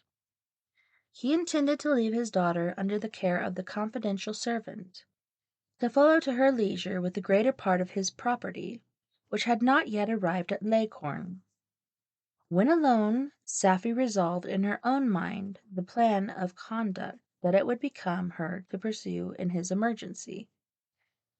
A residence in Turkey was abhorrent to her. Her religion and her feelings were alike averse to it. By some papers of her father, which fell into her hands, she heard of the exile of her lover, and learnt he resided. She hesitated some time, but at length she formed her determination. Taking with her some jewels that belonged to her and some money, she quitted Italy with an attendant, a native of Leghorn, but who understood the common language of Turkey, and departed for Germany. She arrived in safety at a town about 20 leagues from the cottage of De Lacy. When her attendant fell dangerously ill, Safie nursed her with the most devoted affection, but the poor girl died, and the Arabian was left alone, unacquainted with the language of the country, and utterly ignorant of the customs of the world. She fell, however, into God's hands. The Italian had mentioned the name of the spot for which they were bound, and after her death the woman of the house in which they had lived took care that Safie should arrive in safety at the cottage of her lover.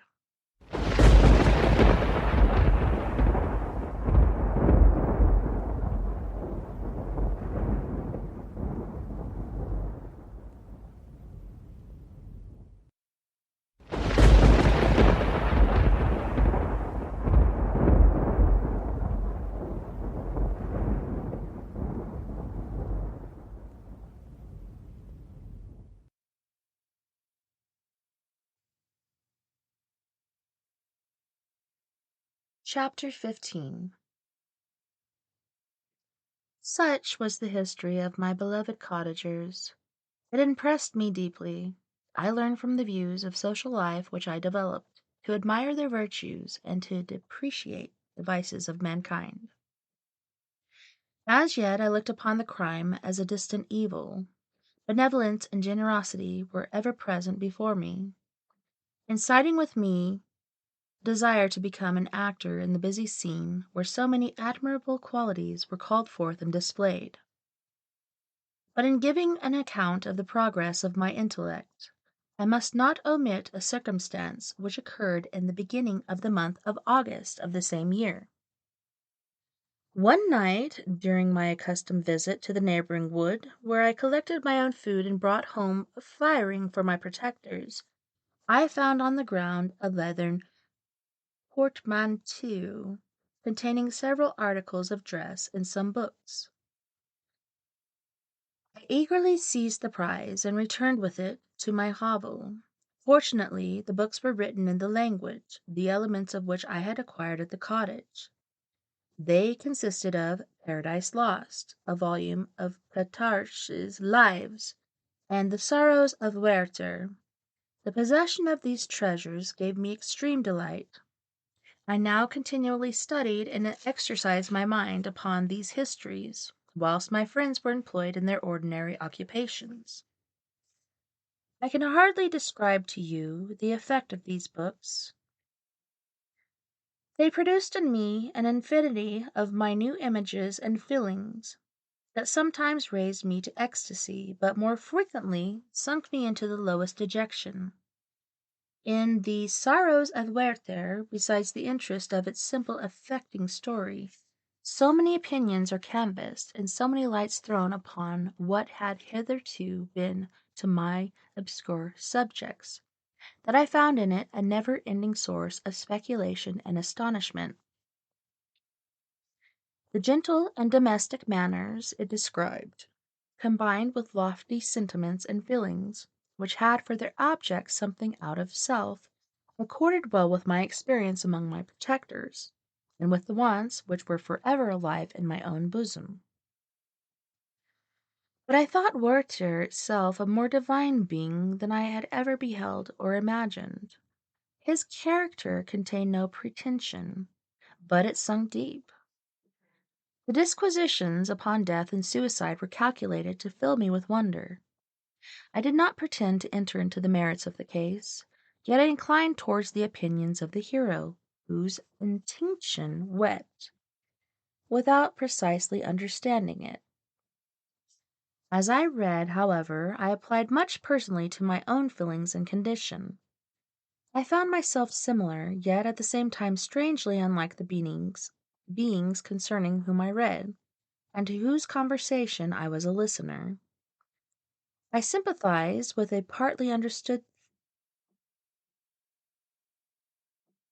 image of themselves, but I was informed in mind, I was dependent on none and related to none.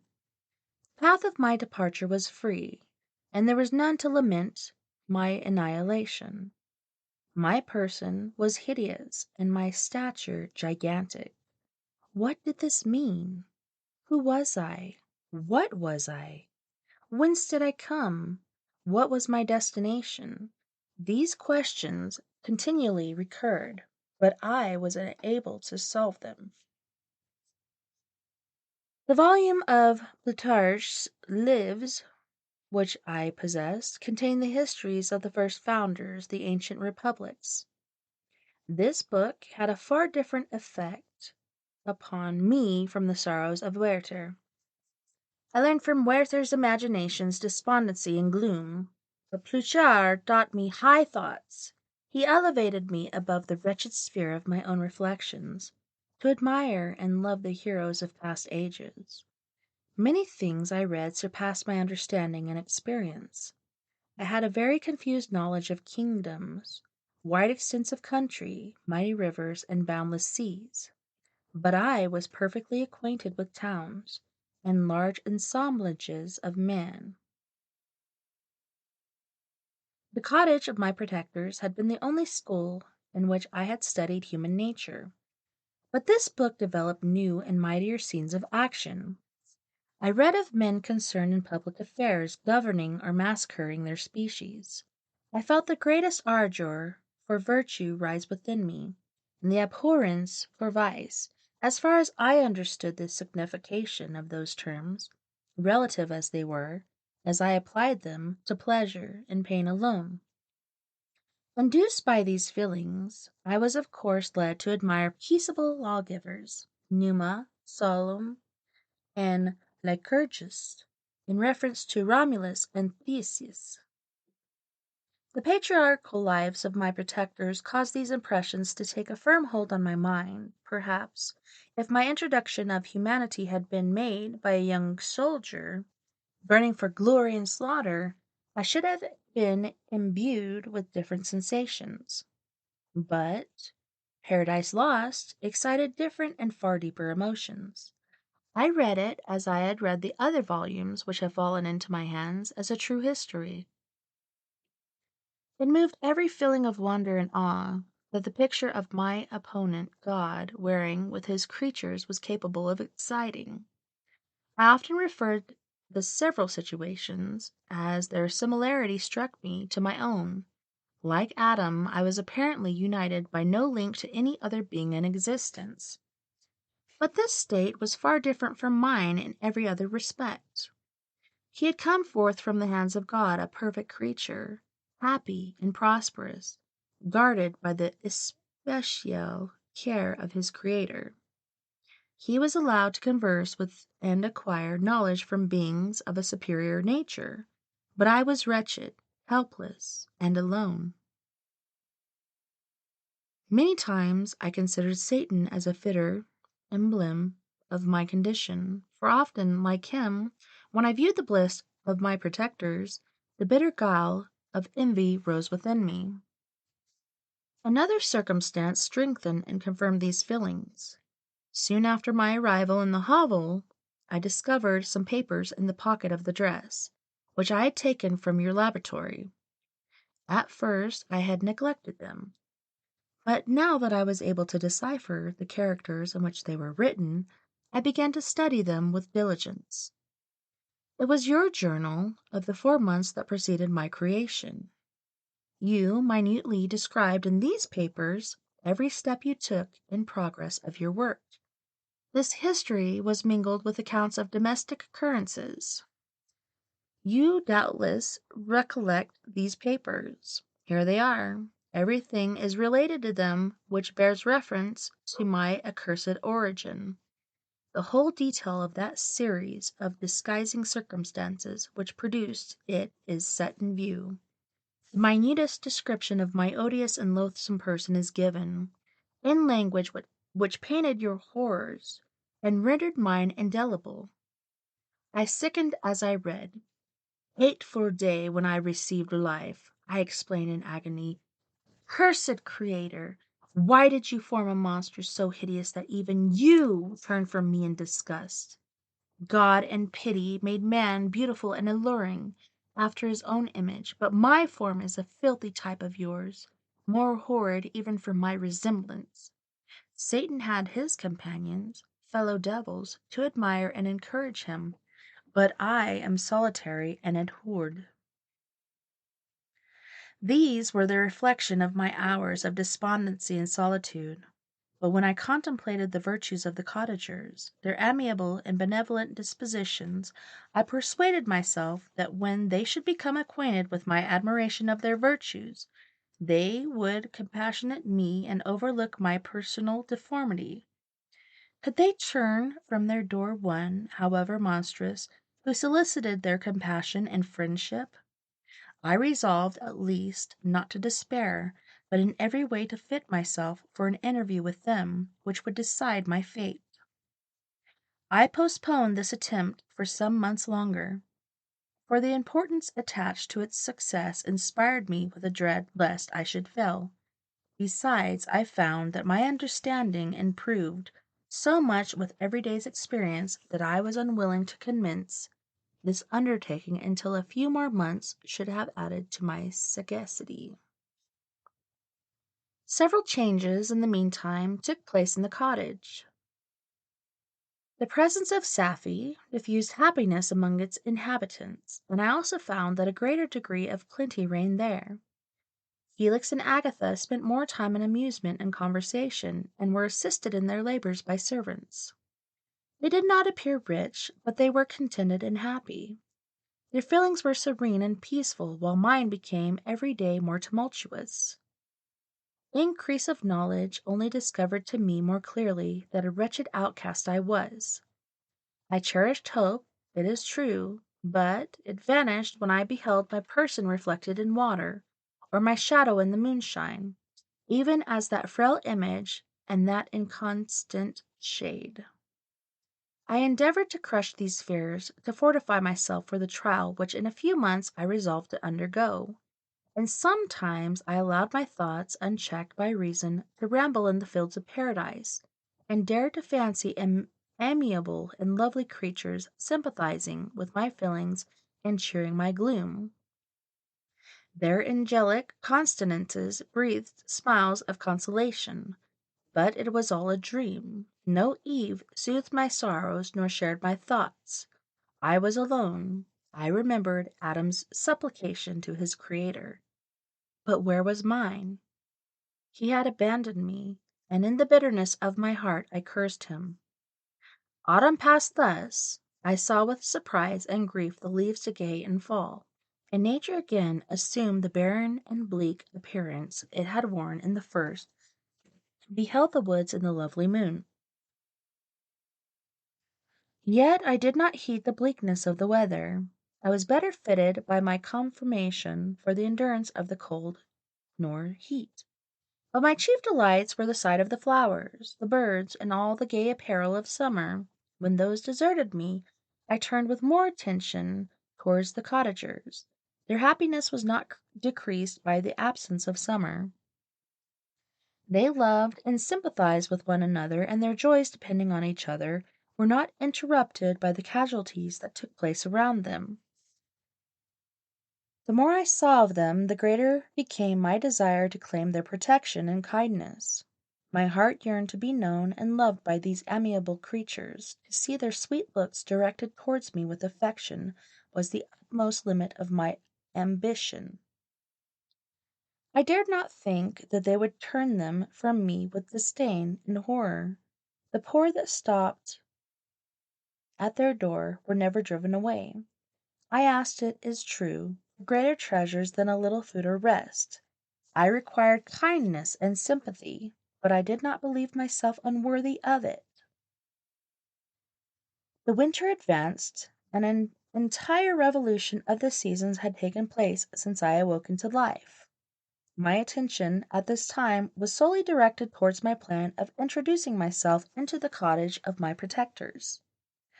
I revolved many projects, but that on which I finally fixed was to enter the dwelling when the blind old man should be alone. I had sagacity enough to discover that the unnatural hideousness of my person was the chief object of horror with those who had formerly beheld me. My voice, although harsh, had nothing terrible in it. I thought, therefore, that if in the absence of his children I could gain the good-will and meditation of old De Lacy, I might by his means be tolerated by my younger protectors. One day, when the sun shone on the red leaves that strewed the ground and diffused cheerfulness, although it denied warmth, Safie, Agatha, and Felix departed on a long country walk, and the old man, at his own desire, was left alone in the cottage. When his children had departed, he took up his guitar and played several mournful but sweet airs, more sweet and mournful than I had ever heard him play before. At first his countenance was illuminated with pleasure, but, as he continued, thoughtfulness and sadness succeeded. At length, laying aside the instrument, he sat absorbed in reflection. My heart beat quick. This was the hour and moment of trial which would decide my hopes or realize my fears. The servants were gone to the neighboring fair. All was silent in and around the cottage. It was an excellent opportunity, yet, when I proceeded to execute my plan, my limbs failed me, and I sank to the ground. Again I rose, and exerting all the firmness of which I was master, removed the planks which I had placed before my hovel to conceal my retreat.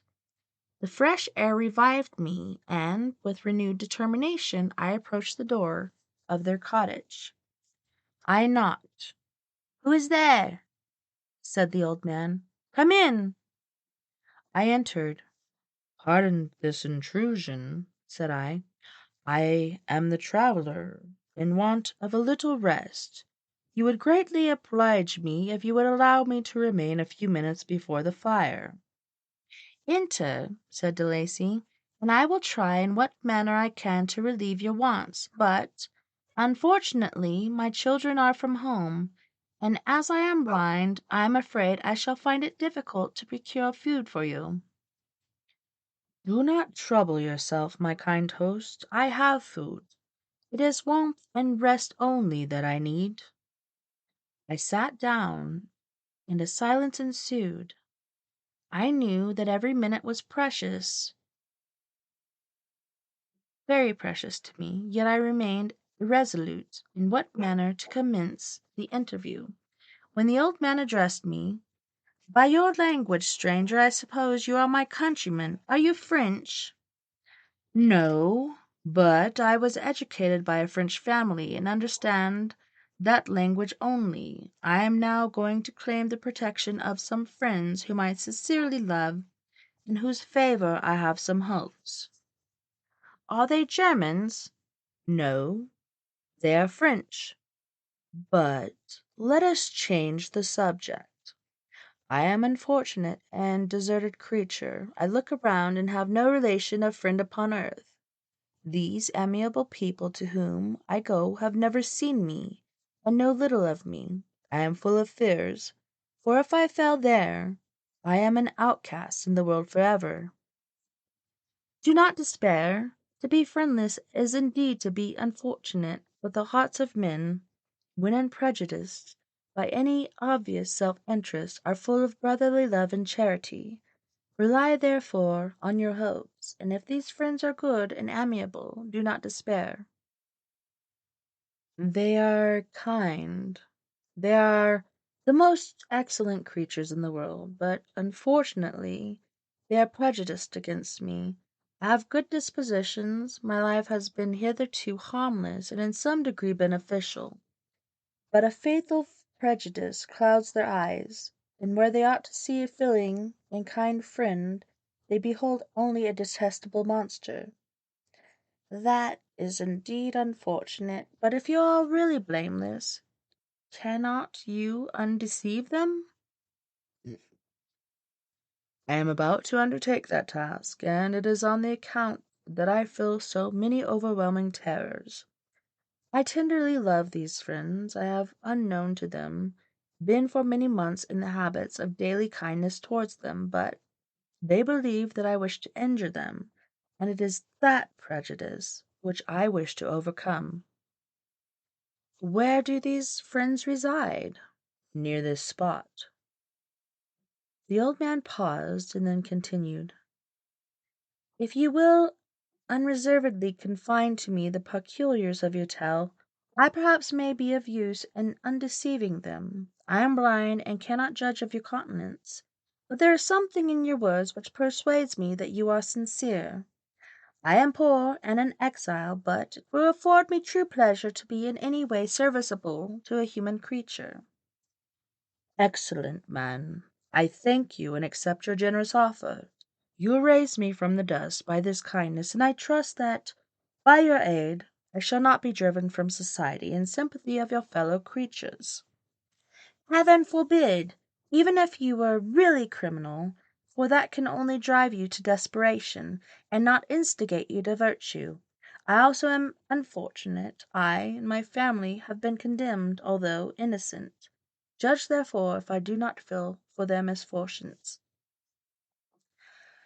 How can I thank you, my best and only benefactor? From your lips, first, have I heard the voice of kindness directed towards me. I shall be forever grateful, and your present humanity assures me of success with those friends whom I am at the point of meeting. May I know the names and residence of those friends? I paused. This, I thought, was the moment of decision, which was to rob me of, or bestow happiness on me forever. I struggled vainly for firmness sufficient to answer him, but the effort destroyed all my remaining strength. I sat on the chair and sobbed aloud. At that moment I heard the steps of my younger protectors. I had not a moment to lose, but, seizing the hand of the old man, I cried, "Now is the time! Save and protect me. You and your family are the friends whom I seek. Do not you desert me in the hour of trial." "Great God!" exclaimed the old man. "Who are you?" At that instant the cottage door was opened, and Felix, Safie, and Agatha entered. Who can describe their horror and consternation on beholding me? Agatha fainted, and Safie, unable to attend her friend, rushed out of the cottage. Felix darted forward, and with supernatural force tore me from his father. To his knees I clung. In a transport of fury he dashed me to the ground, and struck me violently with a stick. I could have torn him limb from limb, as the lion rends the antelope, but my heart sunk within me as with bitter sickness, and I refrained. I saw him on the point of repeating his blow, when, overcome by pain and anguish, I quieted the cottage, and in the general tumult escaped unperceived to my hovel.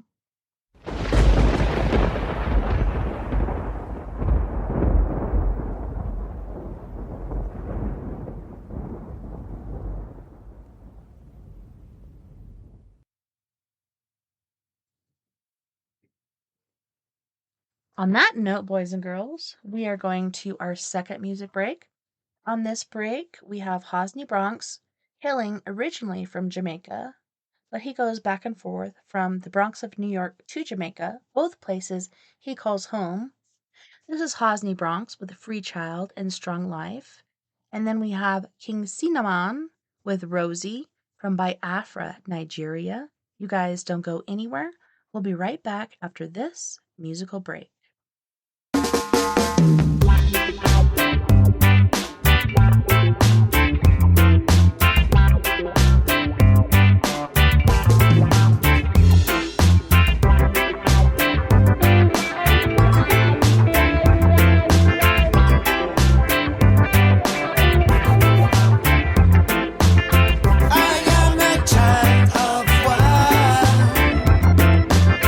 Who decided this life?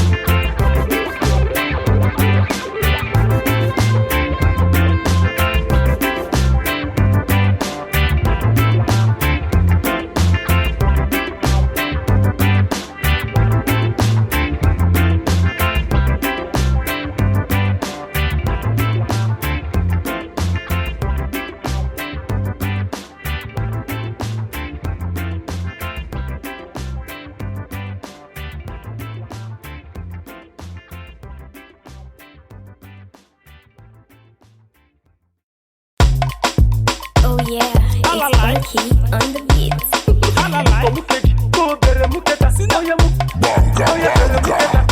Suck my boost, you got my body loose. Anytime you talk me, you got me confused. Suck my boost, you got my body loose. Anytime you talk me, you got me confused.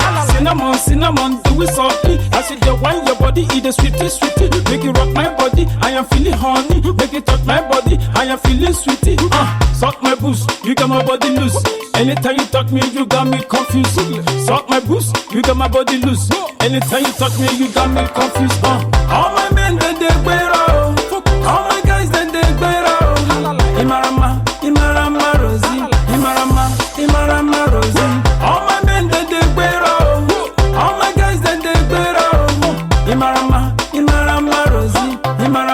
Imarama, Rosie. Mukomukeji, go bere muketa. Oya mukomukeji, oya bere muketa. Daddy mu ekon, omo ni kwa mukeji. Daddy bere muketa, omo ni fumi lẹ́yìn. Daddy fisi, omo ni ejo. Daddy saucy, omo ni ejo. Daddy kosi, omo ni ejo. Daddy tohin kosi, omo ni ejo. Daddy and his baby, them dey for corner. Daddy begin the touch and the girl dey holla. Now daddy begin the open the shirt collar. Now something come out. Daddy begin the suck am. Daddy mu ekon, omo ni kwa mukeji. Daddy bere muketa, omo ni fumi lẹ́yìn. Daddy fisi, omo ni ejo. Daddy saucy, omo ni ejo. All my men they wear out. All my guys they wear out. Imarama, Rosie. Imarama, Rosie. All my men they wear out. All my guys they wear out. Imarama, Rosie. Imarama, Rosie. Suck my boost, you got my body loose. Anytime you talk me, you got me confused. Suck my boost, you got my body loose. Anytime you talk me, you got me confused. Cinnamon, do it softly. I see the wine your body, eat the sweetie. Make it rock my body, I am feeling honey. Make it touch my body, I am feeling sweetie. Suck my boost, you got my body loose. Anytime you talk me, you got me confused. Suck my boost, you got my body loose. Anytime you talk me, you got me confused. Fisi, amani, ejo. Daddy saucy, amani, ejo. Daddy kosi, amani, ejo. Daddy kahe kosi, amani, ejo. Daddy contact, amani, ejo. Daddy comfort, daddy consist, amani, ejo. Daddy can eat, daddy 120, amani, ejo. Daddy 18, daddy 240, amani, ejo. Daddy 360. Daddy and the baby, them there for corner. Daddy begin the touch and the girl they holla. Daddy begin the open the shirt collar. Something come out. Daddy begin the sucker. Daddy move echo, amani kwa mukeji. Daddy bere muketa, amani fumi lẹ́yìn. Daddy fisi, amani ejo. Daddy saucy, amani ejo. All my men they wear out. All my guys they wear out. Imarama, Rosie. Imarama, Rosie. Oh yeah, it's funky on the beat.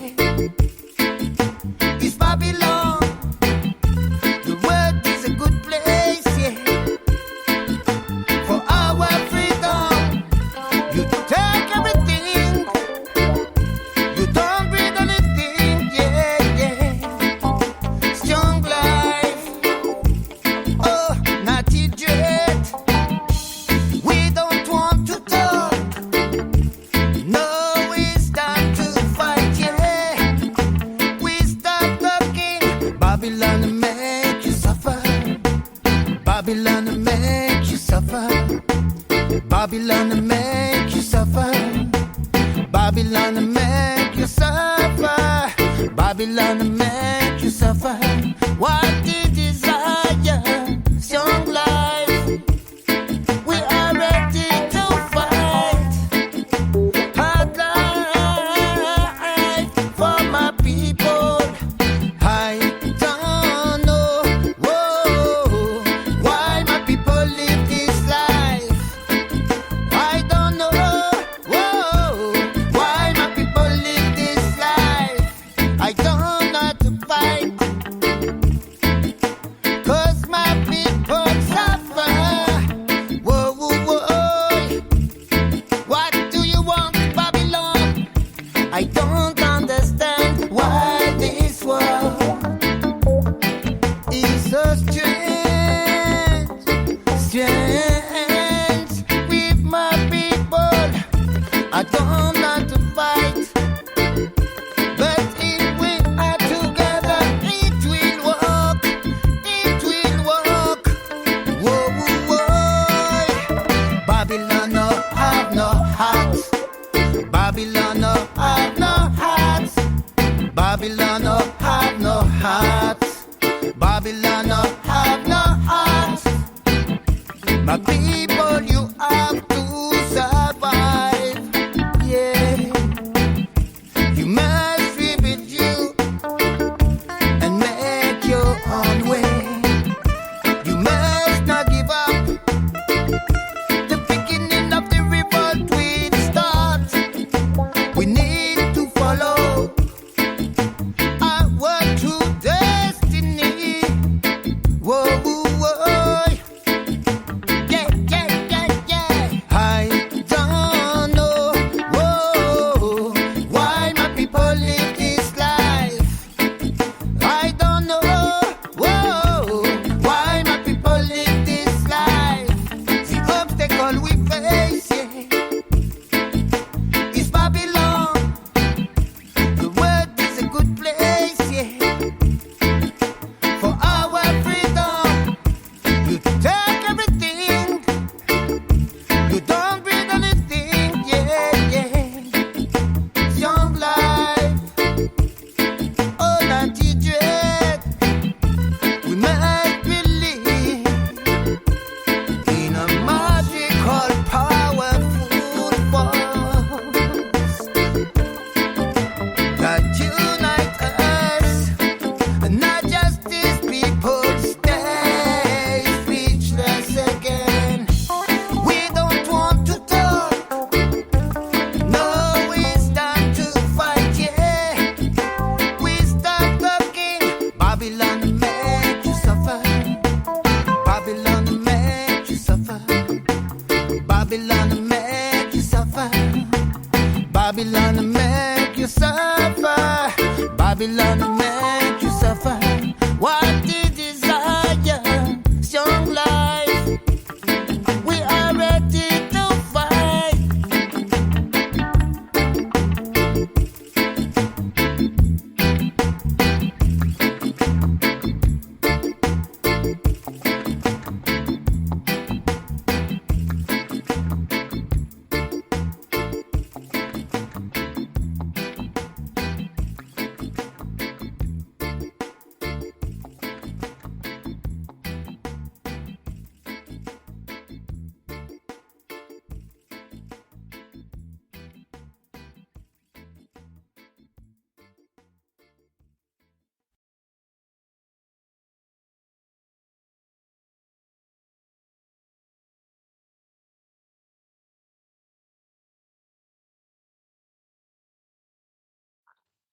Welcome back, and thank you so much for joining us this evening on We Are Paradox Media's Late Night in the Rockies. So, this evening, so far, instead of doing the Paranormal Forum, we were reading from Mary Shelley's Frankenstein. And I don't know, like I was saying in the chat room not too long ago, I'm actually really enjoying Frankenstein much more than I was Dracula. I don't know, maybe it's just the human sort of feeling, even though he's not quite human, he's not quite a monster, he's kind of something in between. Just that wanting and longing that he's been talking about this whole time, just to belong. And I don't know about you, but being in the world of the paranormal my whole life, I was looking for that as well. But during this third hour, we are going to partake of Reddit's Halloween stories. For this story, we have Afterlight, and this is by user, which is u/emusbd. Afterlight, log 1. Have you ever wondered what happens after light or afterlife, whatever you call it? I haven't experienced it yet, of course, since I'm writing this, or have I? I can only recall to what I have seen, what I have heard, and what I have been told. It was the day that my father died. It was caused by a sudden cardiac arrest when we were out having a stroll in the park. I remembered him saying that there's a light. He died in my arms, smiling. He died. He died in my arms, smiling. The next 2 days were just silence. I never said anything to my relatives, to my friends, and to my mother. All I could hear was ringing in my ears were his final words. There's a light. What could it possibly mean? That's what I thought. I thought about how can he see a light where the only light he could have seen was the sun's. I was intrigued. I was interested. I looked into it more. I experimented. That light, my father said in his final words, wasn't the afterlife because I experimented. I kidnapped children. I killed children. I asked them what do they see, but they didn't respond. They're dead. My hands are stained with innocent children, so I stopped hunting. I started experimenting on adults. I kidnapped a young lady. I opened her stomach. I did horrible things. I asked the question, what do you see? They never answered. I was so intrigued. My name is Jacob Crest, 31 years old. I am currently writing this as I were to be executed via the electric chair. This will be the first time experiencing the light.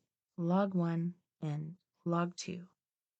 The person who is writing this is an officer of the law. Today, 9:45 a.m., Jacob Crest, with a kill count of 15, has finally been executed via electric chair. His final requests were to write with his final words are, but he never said anything.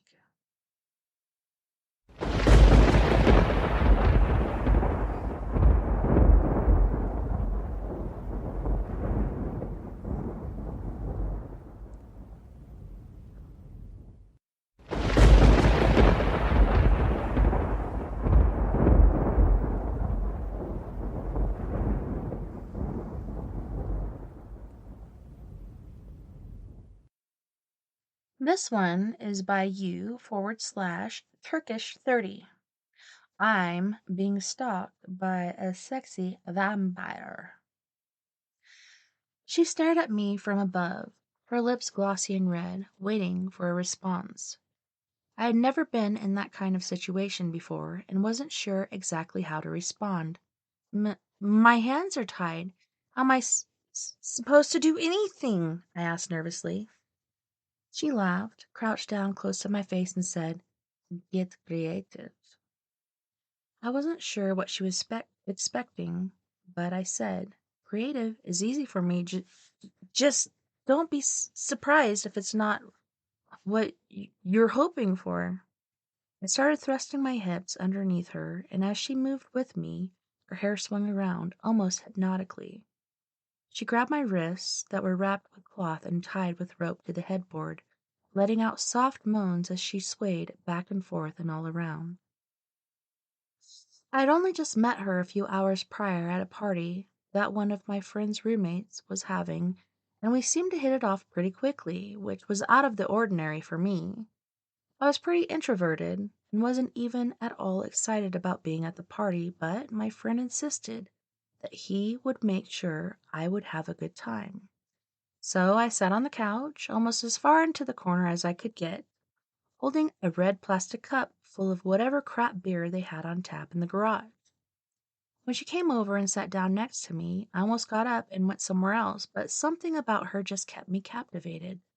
For the instant she spoke. We had been sitting on that couch talking for nearly an hour. Before my friend came over, he introduced himself almost like he was acting like he already knew this girl. I figured he pretended to not know her, but previously talked to her and talked her into sitting with me. It seemed like something he would do. He didn't stick around long, having finished his drink. I also needed a drink, but as I offered to get a refill I realized I haven't even gotten her name. When I asked, she simply said, "I'm a bride of Dracula." I mean, she was dressed as sexy as a vampire, so I just laughed and said, "Okay, bride of Dracula, want a refill?" Instead, she told me she had something better in mind and grabbed my hand, leading me out the back door, around to the street. She walked me down about a half a block before pulling keys out of somewhere and unlocking an old car parked in the road. We ended up at some old rickety house that was in total disrepair. As we walked to the door, I asked, "Is this actually where you live?" She didn't answer, instead yanked my arm, pulling me up the stairs behind her. She pushed the door open, no more like she willed it open. I thought I was losing my mind, so I just followed her in. We went down into the basement, where she had this whole room set up, like she was planning to bring me or someone down there that very night. There were candles already lit, looking as if they had been burning for some time already, and in the middle was a large bed with a heavy doodle-meddy headboard. After maybe 5 minutes of kissing and foreplay, she shoved me back onto the bed and pulled some cloth and rope, seemingly out of nowhere, tying my wrist to the headboard. It had been some time since anyone besides myself touched me, so I just went with it.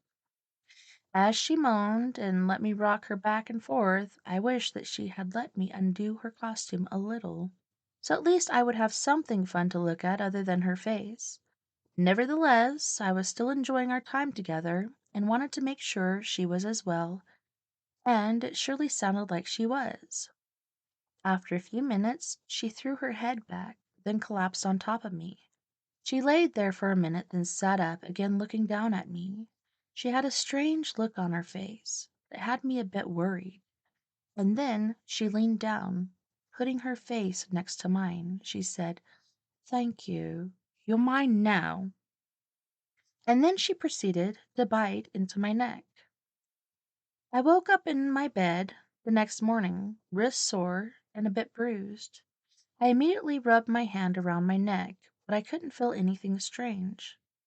I got out of bed and walked to the bathroom, analyzing my neck in the mirror, trying to see if there was anything near. It was barely noticeable, but there were faint remnants of teeth marks on my skin. I went back to my room and got dressed, then went to the kitchen where I found my roommate eating breakfast with some girl he must have brought home from the party. I asked, "Hey, did you know that girl I was talking to?" He laughed and said, "No, but she must have made quite an impression on you." I wasn't sure if he was joking or lying, but the specific word impression got to me. I said, "Oh, she certainly did. Do you see the teeth marks on my neck? She fucking bit me after she got off." He laughed again and said, "Really playing into the vampire thing, huh?" I shook my head and said, "I guess. And I have no idea how I even ended up back here, like she dosed me or something." Later that night, as I was lying in bed trying to fall asleep, I had a strange feeling that something was watching me. I tried to ignore it, but it was like an itch that I couldn't reach. It was driving me nuts. I got up and went to the window, pulling the curtains back, only to find Bride of Dracula outside my window. I fell back onto the floor in shock. As I sat there, her voice spoke almost directly into my brain, saying, "Open the window and let me in." I screamed and shut the curtains, but she kept tapping on the window all night until before sunrise. I'm not sure what I'm going to do, but I think I actually have a stalker now. Worse yet, she apparently actually thinks she's a real vampire. If you ever happen to be at a party on Halloween night and a girl dressed like a sexy vampire tries to take you home with her, run. Don't go with her. Don't let her in your house, no matter how desperate you are. She is crazy, and she's back for me again. I swear my roommate had something to do with me meeting her, and if I ever find out for sure, he's gonna be sorry.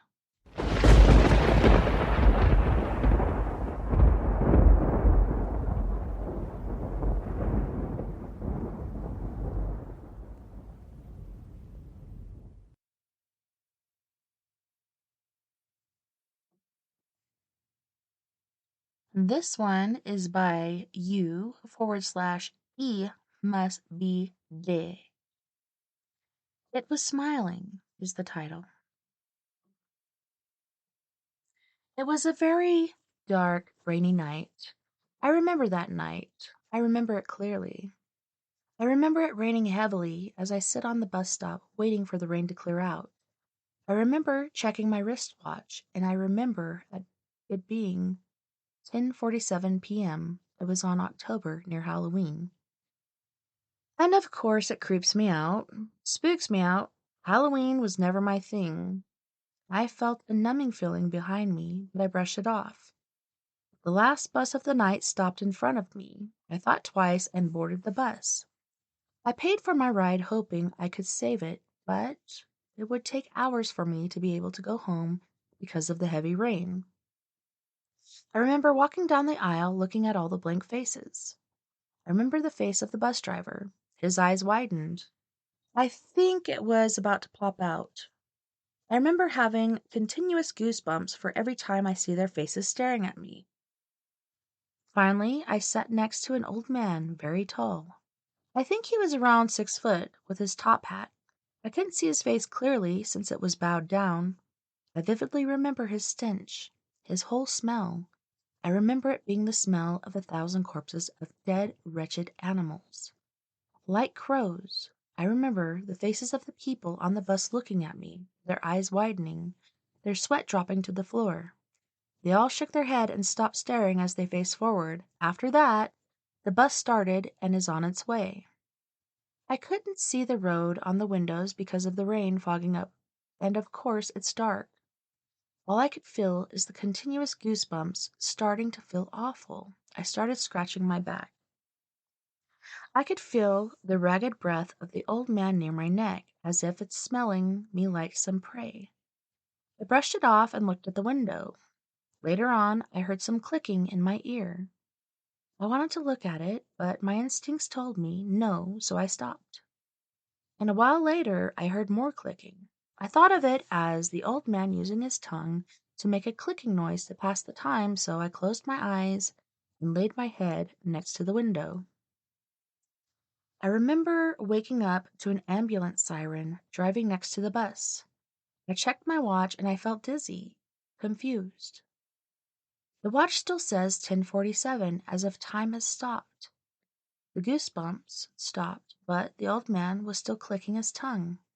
I just thought that my watch is broken and continued to sleep. I remember.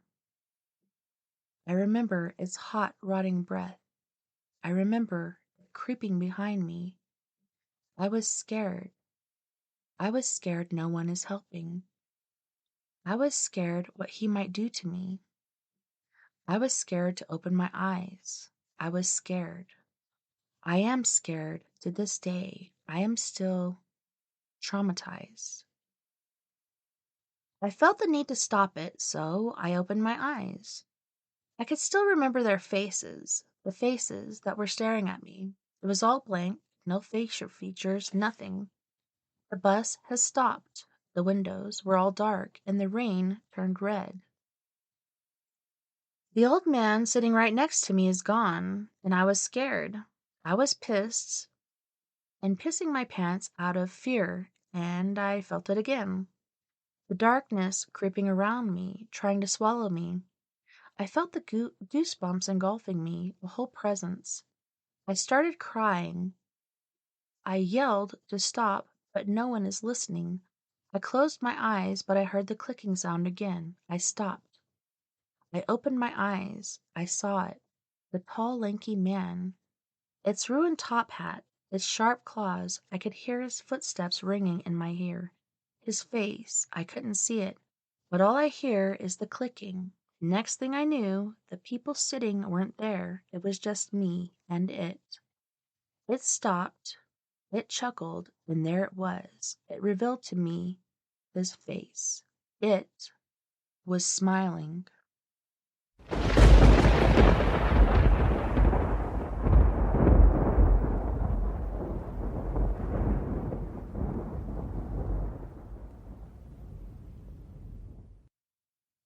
So I think Miss Kathy Savage, aka Mia Savage's mom, might join us here. Let me try to look her up really quick. Athena.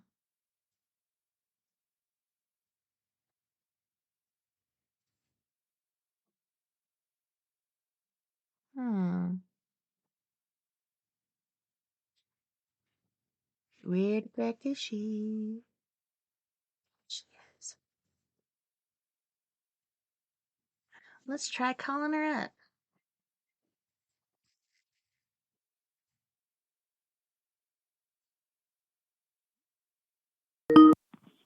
Hey, Hello, Mom Savage. how are you? Good. How are you this spooky Halloween weekend? I'm good. I'm surprised you're not out getting into trouble. Right? I'm just kidding. How's the kids? Are they dressing up and everything? Yeah, they actually dressed up today and went to a little Halloween thing next door. So they had fun. My son brought me a Halloween cookie, which I put up here on the pedestal with all my other stuff. I'm like, I'll eat it later before the mice get to it. I've been catching Yeah. so much mice this winter. I think we're going to have a pretty horrid winter. Why don't you go borrow a couple cats from Mia's barn? Since Yeah. I loan you. That's Yeah, I what they have are, some. bossers. Yeah, our little Kung Pao kitten, he is a mice killer from hell, and I think he's been kind of disappointed that I put out mouse traps because he's like, hey, no, that's my job, but so far we've caught about 40 mice. So, Oh my God, that's so gross too. yeah, it is. Mia's Like, cats are bringing her like parts every day. So oh, gross. I'm glad my cats don't do that. Yeah. So what's with your thingy? I don't really know how you do a vote for it. What do I need to do? What is it? How do you vote for that? How do you do Oh, it? it's over. That You, ended, I believe, the weekend before last, or was it last weekend? I made it to the mm-hmm. quarterfinals, so the last quarter of the contest, but I didn't make it through to the very end. So, yeah, I'm not in it anymore. But it's all good. Oh, and what's the prize at the end of the thing? So the When you, prize was you get kind of like a centerfold thing and Rue Morgue magazine. You get to go head to head with Jason Voorhees. You get a 2-night stay in the Silence of the Lambs house, Buffalo Bill's house. oh, ew. Yeah. And it Okay. puts the lotion on its skin. And you get Oh my God. I think it was You know ten how much thousand I hate that dollars. part of the movie too. Yeah, I think it was like $10,000. I keep wanting to say 30, but I think it was 10,000, which is plenty for me. Yeah, definitely, and you would have deserved it too. Yeah, I'm thinking next time because I only found out about it like 2 days before it kicked off, and I had a game plan, but I didn't get to set it into motion in time. And I heard that there was a professional wrestler that's in it too, so guarantee she's gonna win. She's got millions of followers, so that's kind of unfair to us muggle Take it peeps. as a compliment, though. You don't exactly have a face of horror.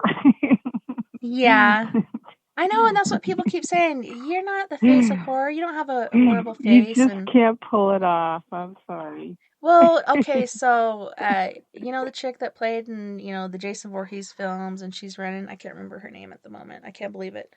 Um, but yeah, you don't have to be like a horrific looking face to be the face of horror. You're gonna go head to head with Jason Voorhees and try to win Uh-huh. somehow. But yeah, it's kind of like being the damsel or whoever to go head to head with him and try to win in a different Uh-huh. way. Oh yeah, and the other one was a walk-on role in an independent film.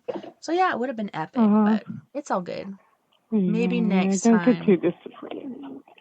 Maybe it'll be Yeah. even better next time. Yeah, they said All this is right. the first year of doing this contest, so I'm thinking maybe next time. Yeah, I got some flaky messages the first time you sent me that post. Like it was a bunch of people saying, "What is this?" and stuff like that, and they didn't know what was going on, and I didn't know it was you. And then Mia said it was your stuff, and I was like, okay. So something glitched about that. Yeah, I I don't won't be really doing know that what it again. It was. was like a group text, and yeah, some people were pretty offended that I did that. And I'm like, this is the first time I've ever done it, and perhaps the last time I Mm, ever do a group text because some people were just so rude. But it's all good. I learned my I don't lesson. even understand what that is, but okay. Yeah, it's where We you all do. yeah, you use a bunch of people's numbers, like you message a bunch of people in one text. So you can have, Yeah, at least like 20 or 30 people in one text. Yeah, not doing that again. yeah. Yeah, I'm pretty much opting out of the internet entirely. Right? But yeah, there's just every time you think you got it, something else happens and I'm tired. So, But I was anyway. just calling you because it is Halloween weekend, and at first I was reading Mary Shelley's Frankenstein or Frankenstein, however you want to say it. And then I did some Halloween ghost stories. Do you have Mm. anything like paranormal or Halloween wise that you'd like to share with the listeners? Well, what time's the show? It's at 9? Yeah, it's going to end here in about, let's say, 23 minutes. Oh, are you on air right now? Yeah. Oh, I'm about to go out and I could do a reading or two or something, but not, I think it's a little late. I'm sorry. I have nothing Could new to you? share. We were going to go try to do some ghosting and didn't get to when I was up Oh, there. So it's been a while. I know And I wanted to do that with you guys too before you left. And then Mia's like, she said Ross was gone. He was taking you and Jamie back down there. And I was like, yeah. man, I have, Hmm. I have a full moon ghost hunt we're going to do. Rain, snow, or shine. We're going to do it. But otherwise, it's been a while. No, are you coming? Are you coming up here at all? No, I still got to get my car fixed. The people that fixed it didn't put the seals in my motor, so it's constantly leaking oil, and the thermostat is not working. And now my radiator, when I pour water into it, like immediately water starts going on the ground. So it wouldn't be good to Mm-hmm. try to make it down there. Unless I procured a vehicle that is not my Nissan or my Subaru. I might just do that. Mm-hmm. And we should go ghost hunting. But I know you have some ghost stories. Do you have a ghost story that you'd like to share for a Halloween show? I can tell one quick one really fast. Okay. Is when there's a hotel in Bisbee called I think it's I'm trying to think. It's kind of a known one. And you go there and you think that they've set this place up to look haunted, okay? They grease the door handles and they do things to make it kind of elaborate, the idea. Mm-hmm. And you think it's not real. So me and I got a room there. Did she tell you this story? No. We got a room there where it's a famous room in the place where this girl offed herself in the bathtub. And it's like an old hotel. And when I skipped the front desk and we go to the room and I'm really tired and Mia went to meet somebody and I was there by myself and I look and I see this weird like creepy, very small. It's like a person with a blanket over their head. And this thing creeps around the bed, like tiptoes. And it's like a ghost. And I think I'm crazy. It's this tiny little bandit looking guy. So the next day we went down to the lobby, and I'm looking in the book, and there's like exact drawings of this all over the book. Oh my It was goodness. weird. It was like, yeah. It's like, I think, you know what I think it is, though? This is the funny part. It looks like a scary bandit, okay? It's like the old-fashioned... He's a bandito. You know, yeah, it's exactly like that, but he's really short. But actually, I think it's a little kid that's dressed as one. Oh. So it was weird. It was super weird. But anyway, yeah, I mean, there really are ghosts in that hotel, because I actually saw this myself. And Mia claims, she told me that she saw a face in the mirror there, but I wasn't in the bathroom at the time. I just know she kind of ran out of there. And she's like, I saw a face that was not mine in the mirror. And I'm like, oh, that's nice, you know. But So was it a woman? Sometimes, you know, you think sometimes that they're just like full of shit, and they're just, because like the doors would move really easily and squeak. Mm-hmm. You know, like they had kind of like purposely made it so that any breeze blowing down the hallway would move the doors and stuff like that. So they kind of capitalize on that. But I can speak for certain that it's a real thing in that hotel. It's really cool. I really like Bisbee a lot. I'd like to go there again. Yeah, does it look But we a lot like... used to make these trips on Halloween. Okay, on Halloween it was like our tradition to kind of go somewhere like that. Mm-hmm. So it was one of my better ones. But anyway, that's my only story. There supposedly are a couple of different ghosts in that place, but that's the one that I saw, and it was really spooky. Do you remember which room that was in? It's the Julia something room. It has a sign on the door, and that's the other part. I thought I would see this girl ghost, if anything at all. You know, we were just doing this for fun. But instead, I saw this other one that supposedly is around. But the really creepy part's when you go look in the book, and you see exactly what you saw, and somebody they had drawn pictures of it. Yeah, like all the hair on your body raises up. Well, you do sit up and I kind of just looked at it like, what are you doing? Because it was kind of like, he kind of like walked around the bottom of the bed, like in a half circle, like tiptoed, like a thief. And I was like, what the hell, you know? Like, so anyway, it was like maybe the third or fourth one I've seen since I probably moved out here. Yeah, a friend of mine who was a member of our group, Jamie, her and her mom went down there to Bisbee, and they stayed in this hotel. I don't know if it's the same one, but it looks like probably a Spanish-looking, kind of adobe-looking hotel. It was really nice. Had a nice yard and nice like adobe fence around it and stuff with some archways and everything. I don't remember a fence, but maybe. I think, what is it called? This is a while ago. Yeah, right in the middle of town. It's not a very big town up there. It's pretty small, you know? Yeah. It's kind of like a ghost town that they've tried to re-inhabit. Well, it's like there's always like a mining town at the top of the hill and one at the bottom, right? So Bisbee is at the top, and I forget the bottom what it is, but anyway. Yeah, Jamie was playing around with her camera. Nice. You think it would be hotter down there too because it's closer to like Tucson, but it's actually cooler because it's up higher. So it's really actually not a bad place to go, like except maybe the dead of the summer or something like that. Right. A nice early summer trip, maybe something like that.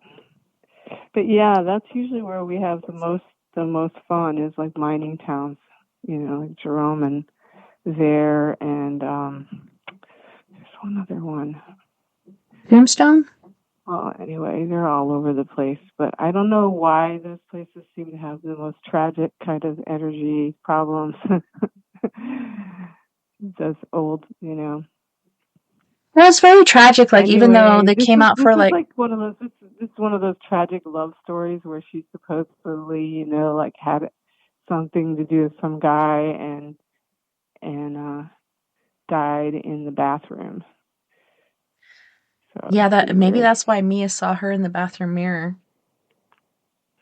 That's what she thought she did, and she looked scared enough where I believed her. So. Yeah, You just don't Mia. expect. It's always when you're not really thinking about it or expecting it to. When you're like looking, never happens. I was like half asleep and I thought it was her coming in, and I look up, I sat up, and I'm like, "What are you?" Damn hamburglar creeping around my bed. Kind of, actually, it's not a bad analogy if it was Right. a cartoon. Yeah, he's so small with his little bandit mask and hat on. Did he look more like a shadow person, or could you see any features, or just the height and what he was wearing, kind of? No, this was a ghost wearing a dark blanket. I mean, it really was like that. It wasn't A a shadow poncho. figure, which I have never seen one of those, and I don't want to. Yeah. That's different, and it's a lot creepier. While you were staying at Mia's, did you see any UFOs? No, we did see the space launch the other night, though, and it was pretty weird. There was a bunch of people taking pictures of it and freaking out, and they thought it was one, but it was kind of located about where there was a launch before. Yeah, it was So a SpaceX I one, wasn't I think. sure. Well, it was strange because there was a really odd, like, what do you call it? Like a trail that came up from the ground and was spiraling, and it kept spiraling some more with nothing being there to make it spiral. Like you couldn't see any kind of aircraft. And it was glowing in the dark when it was dark out. Like it was like if a cloud was like phosphorescent. It looked like that. So people were taking pictures and videos of it. There was like 5 of them. We went to the store, came out of the store, and there's a bunch of people standing there taking pictures and freaking out. And we looked up and saw it, and it was really odd. I took a couple of pictures, but you can't really tell from photographs some stuff like that, because you can't tell if it's like a light reflecting or something like that, So anyway, it was odd, but apparently there was another launch, which is still freaks me out that we're like hundreds of miles away from California, but you can still see like the launches from here.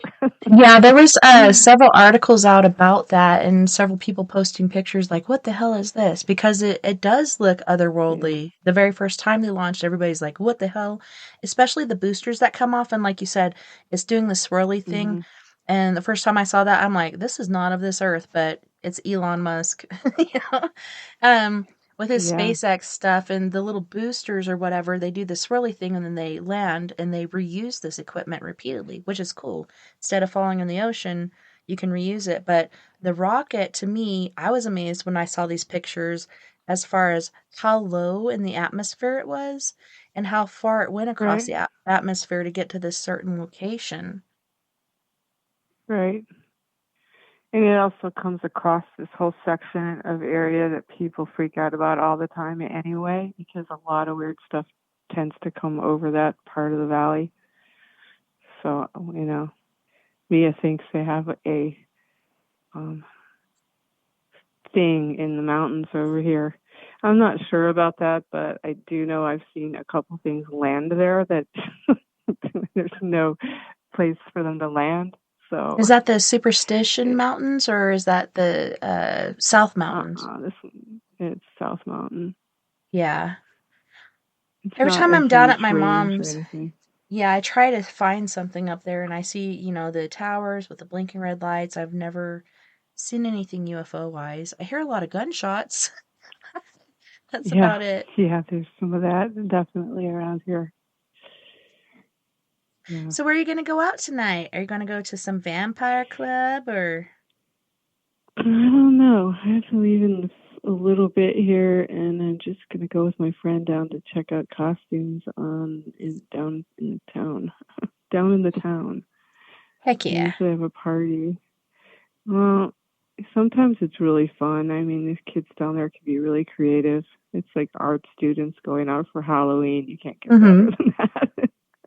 I know, I love original costumes. Yeah, and they really get into it too. They spend a lot of time on them sometimes, and they do group costumes. And I don't know if it'll be very good at all or not. I haven't been down there for a few years now to check it out. It's kind of fun. Well, if anything, I think it'll be fun because there's going to be a lot of energy and a lot of excitement and anticipation. And I don't know. For me, Halloween is my favorite holiday. I celebrate all month long. Yeah, I know people that love Halloween. I used to like it a lot more when I had, when I either could go out or had kids that would go out. But I'm kind of getting past it where it would be kind of silly. Right? Yeah, I don't know. I don't My know. whole I life, can't that's think of been my anything favorite. new. That's the thing. You As far as do like costumes or things to do. both, Yeah. really. A friend of mine More brought fun up when you got friends and you go. yeah. That's why I'm so glad your friend's coming to pick you up because I felt really bad. The whole timing and everything with you about to leave, I believe my husband's brother died and all kinds of bad things have been happening to keep me from doing It's certain just things. been a terrible year. It's been a terrible Yeah. year for everyone. And every time I thought I was doing better, things got worse too.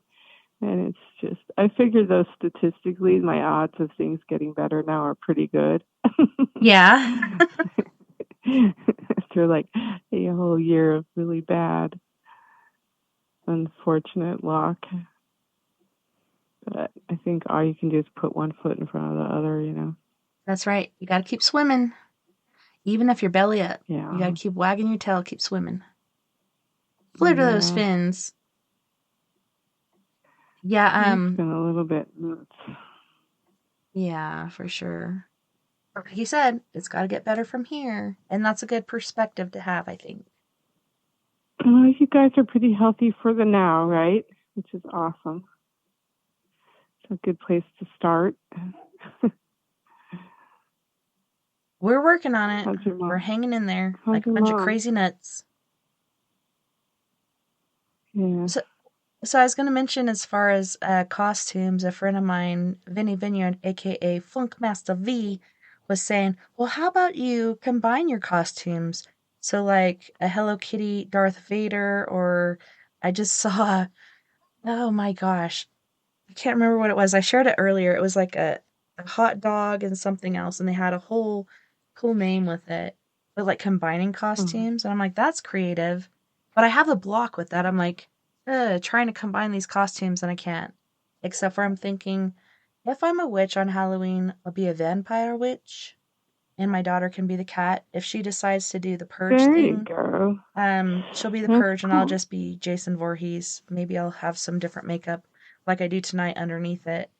I have kind of like a witch makeup with spiders on my face, which I don't like spiders, but I have like 3 on my face right now, and then I have the Jason Voorhees mask to go over it. Mm-hmm. So maybe That's a undead lot of spider scary. lady Voorhees. It's a lot of scary. So are you dressing up to go out tonight?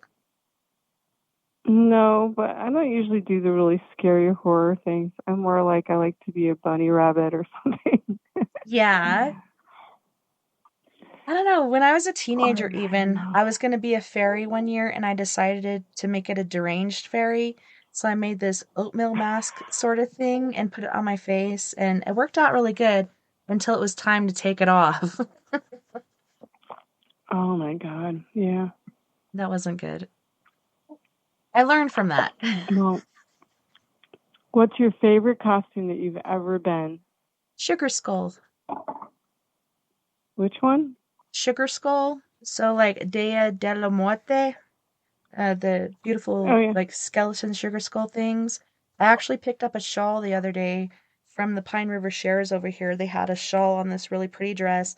I didn't grab the dress because I know I ain't gonna fit into it, but I grabbed the shawl because I'm like, that'll go with my Dia de la Muerte costume because I do that more often than I do anything else. So I think that's my favorite. It's just kind of honoring the dead, you know? Mm-hmm.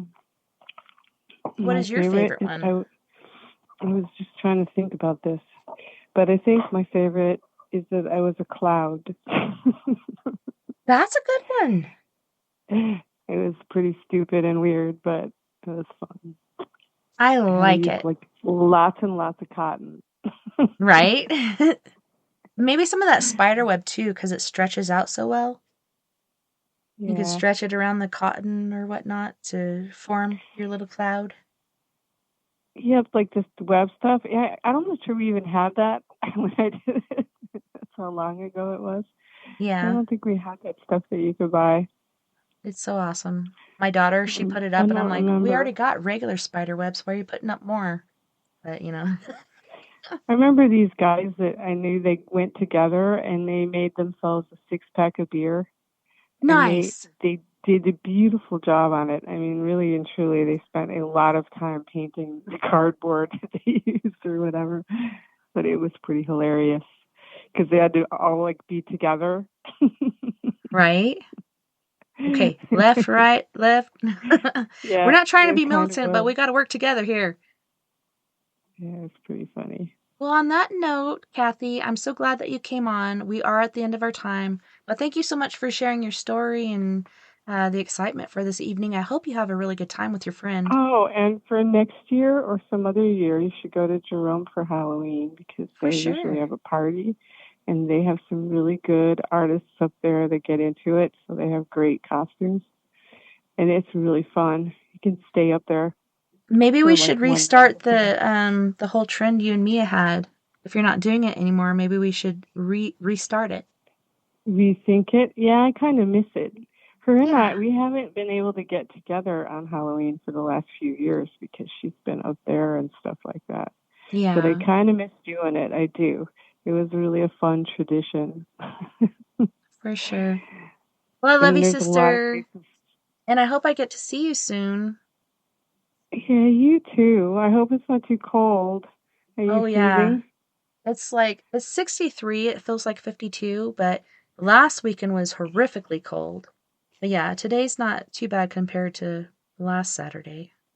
Oh, I thought it was going down into the 20s at night or something and around Flag. Like Yeah, it 30 was. degrees. Like for sure they're getting snow, right?